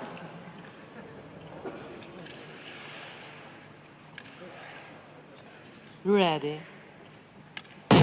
Catherine, it was so interesting to just see Im burst onto the scene in week number 1, and then maybe a quick return to earth where the results weren't as forthcoming in the second weekend.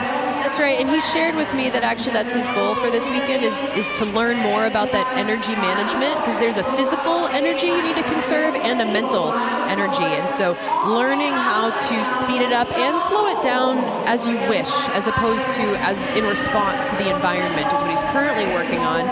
No need to work on speed, though. He is pulling away in this 500 meter. That was a heck of a move. Slingshotted from 3rd to 1st and then was off into the distance. And Im Jong-un, how about that 42.2, Bastier 43.18. Not going to be quick enough, but, well, the beginnings of a weekend perhaps to remember again for Im Jong-un. That's right. I get to see him and Kim Gilly doing a little cool down together the other day. They're playing a game with rock, paper, scissors. They sure do look to be having fun at the ice rink. So here we go. Everyone's stepping out wide, which is how they build speed. Not taking a pivot, just taking crossovers, again out wide. And that's that move where it only takes him a single straightaway to go from third to first. And like you said, there's that slingshot action. Marcus Howard trying to hold on and defend the position, but not able to keep the other skaters back behind him. Oh, really struggling there, putting two hands down on a pivot at the apex of the turn and struggling again on the corner exit. Potentially there's a problem with his left skate. And so confident display by Im Jong-un, and one more heat to go before the ice gets a well-deserved full resurface and break, and you see the second place time not good enough for Bastier. Heat number 15 has Liu Jianchuo, Felix Pigeon, Asen Gurov, and Raphael Moret.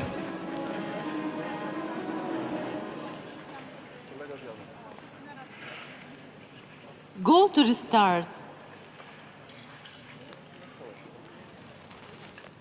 Ready. And it's a good start.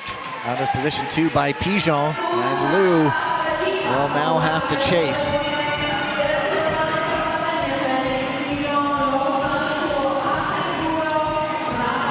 Pigeon building out front, not under any pressure, really nailing the timing so that he's setting his right foot down at the apex block. That's the fourth block. It's the peak of the turn. Just split this race wide open. Liu closing up. We'll see what can happen on the final lap. And Pigeon will take it from wire to wire. Good win from him. 42.36 unofficially for Liu. That could challenge one of those fastest third times. We'll have to wait for the official time to see where it falls into place. They've adjusted it down 42.348. And that is enough to get Liu Jianchuo into the heats. Kicks out the time from the fourth heat that we saw earlier today. So Hong Kong, China will get one of their skaters into the heats in the 500 meters. But a good win from Felix Pigeon. Quick off the line, and then just splits that race apart and takes the victory.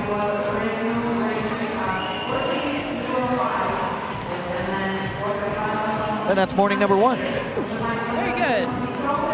Dusting our hands off. As you see the qualifiers there, you'll see the full list of qualifiers. The 500 meter heats will go this afternoon. We will begin the afternoon session as you see the list of qualifiers. We'll begin the afternoon session with the men's 1500 meter quarterfinals. Competition gets back underway at 2:05 local time, and so wherever you are watching around the world, that is an hour and 4 minutes from now. So keep an eye out to where you have been watching, and we will be back with you for the afternoon session in a little over an hour's time.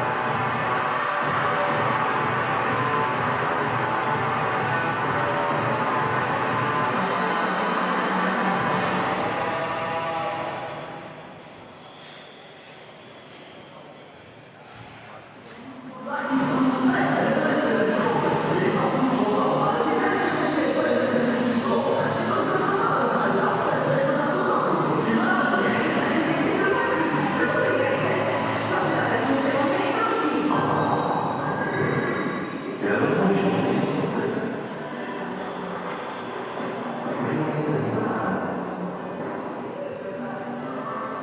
是因为自己而有人放不下问题。天性自然，自然而然。比模者练习分不自然。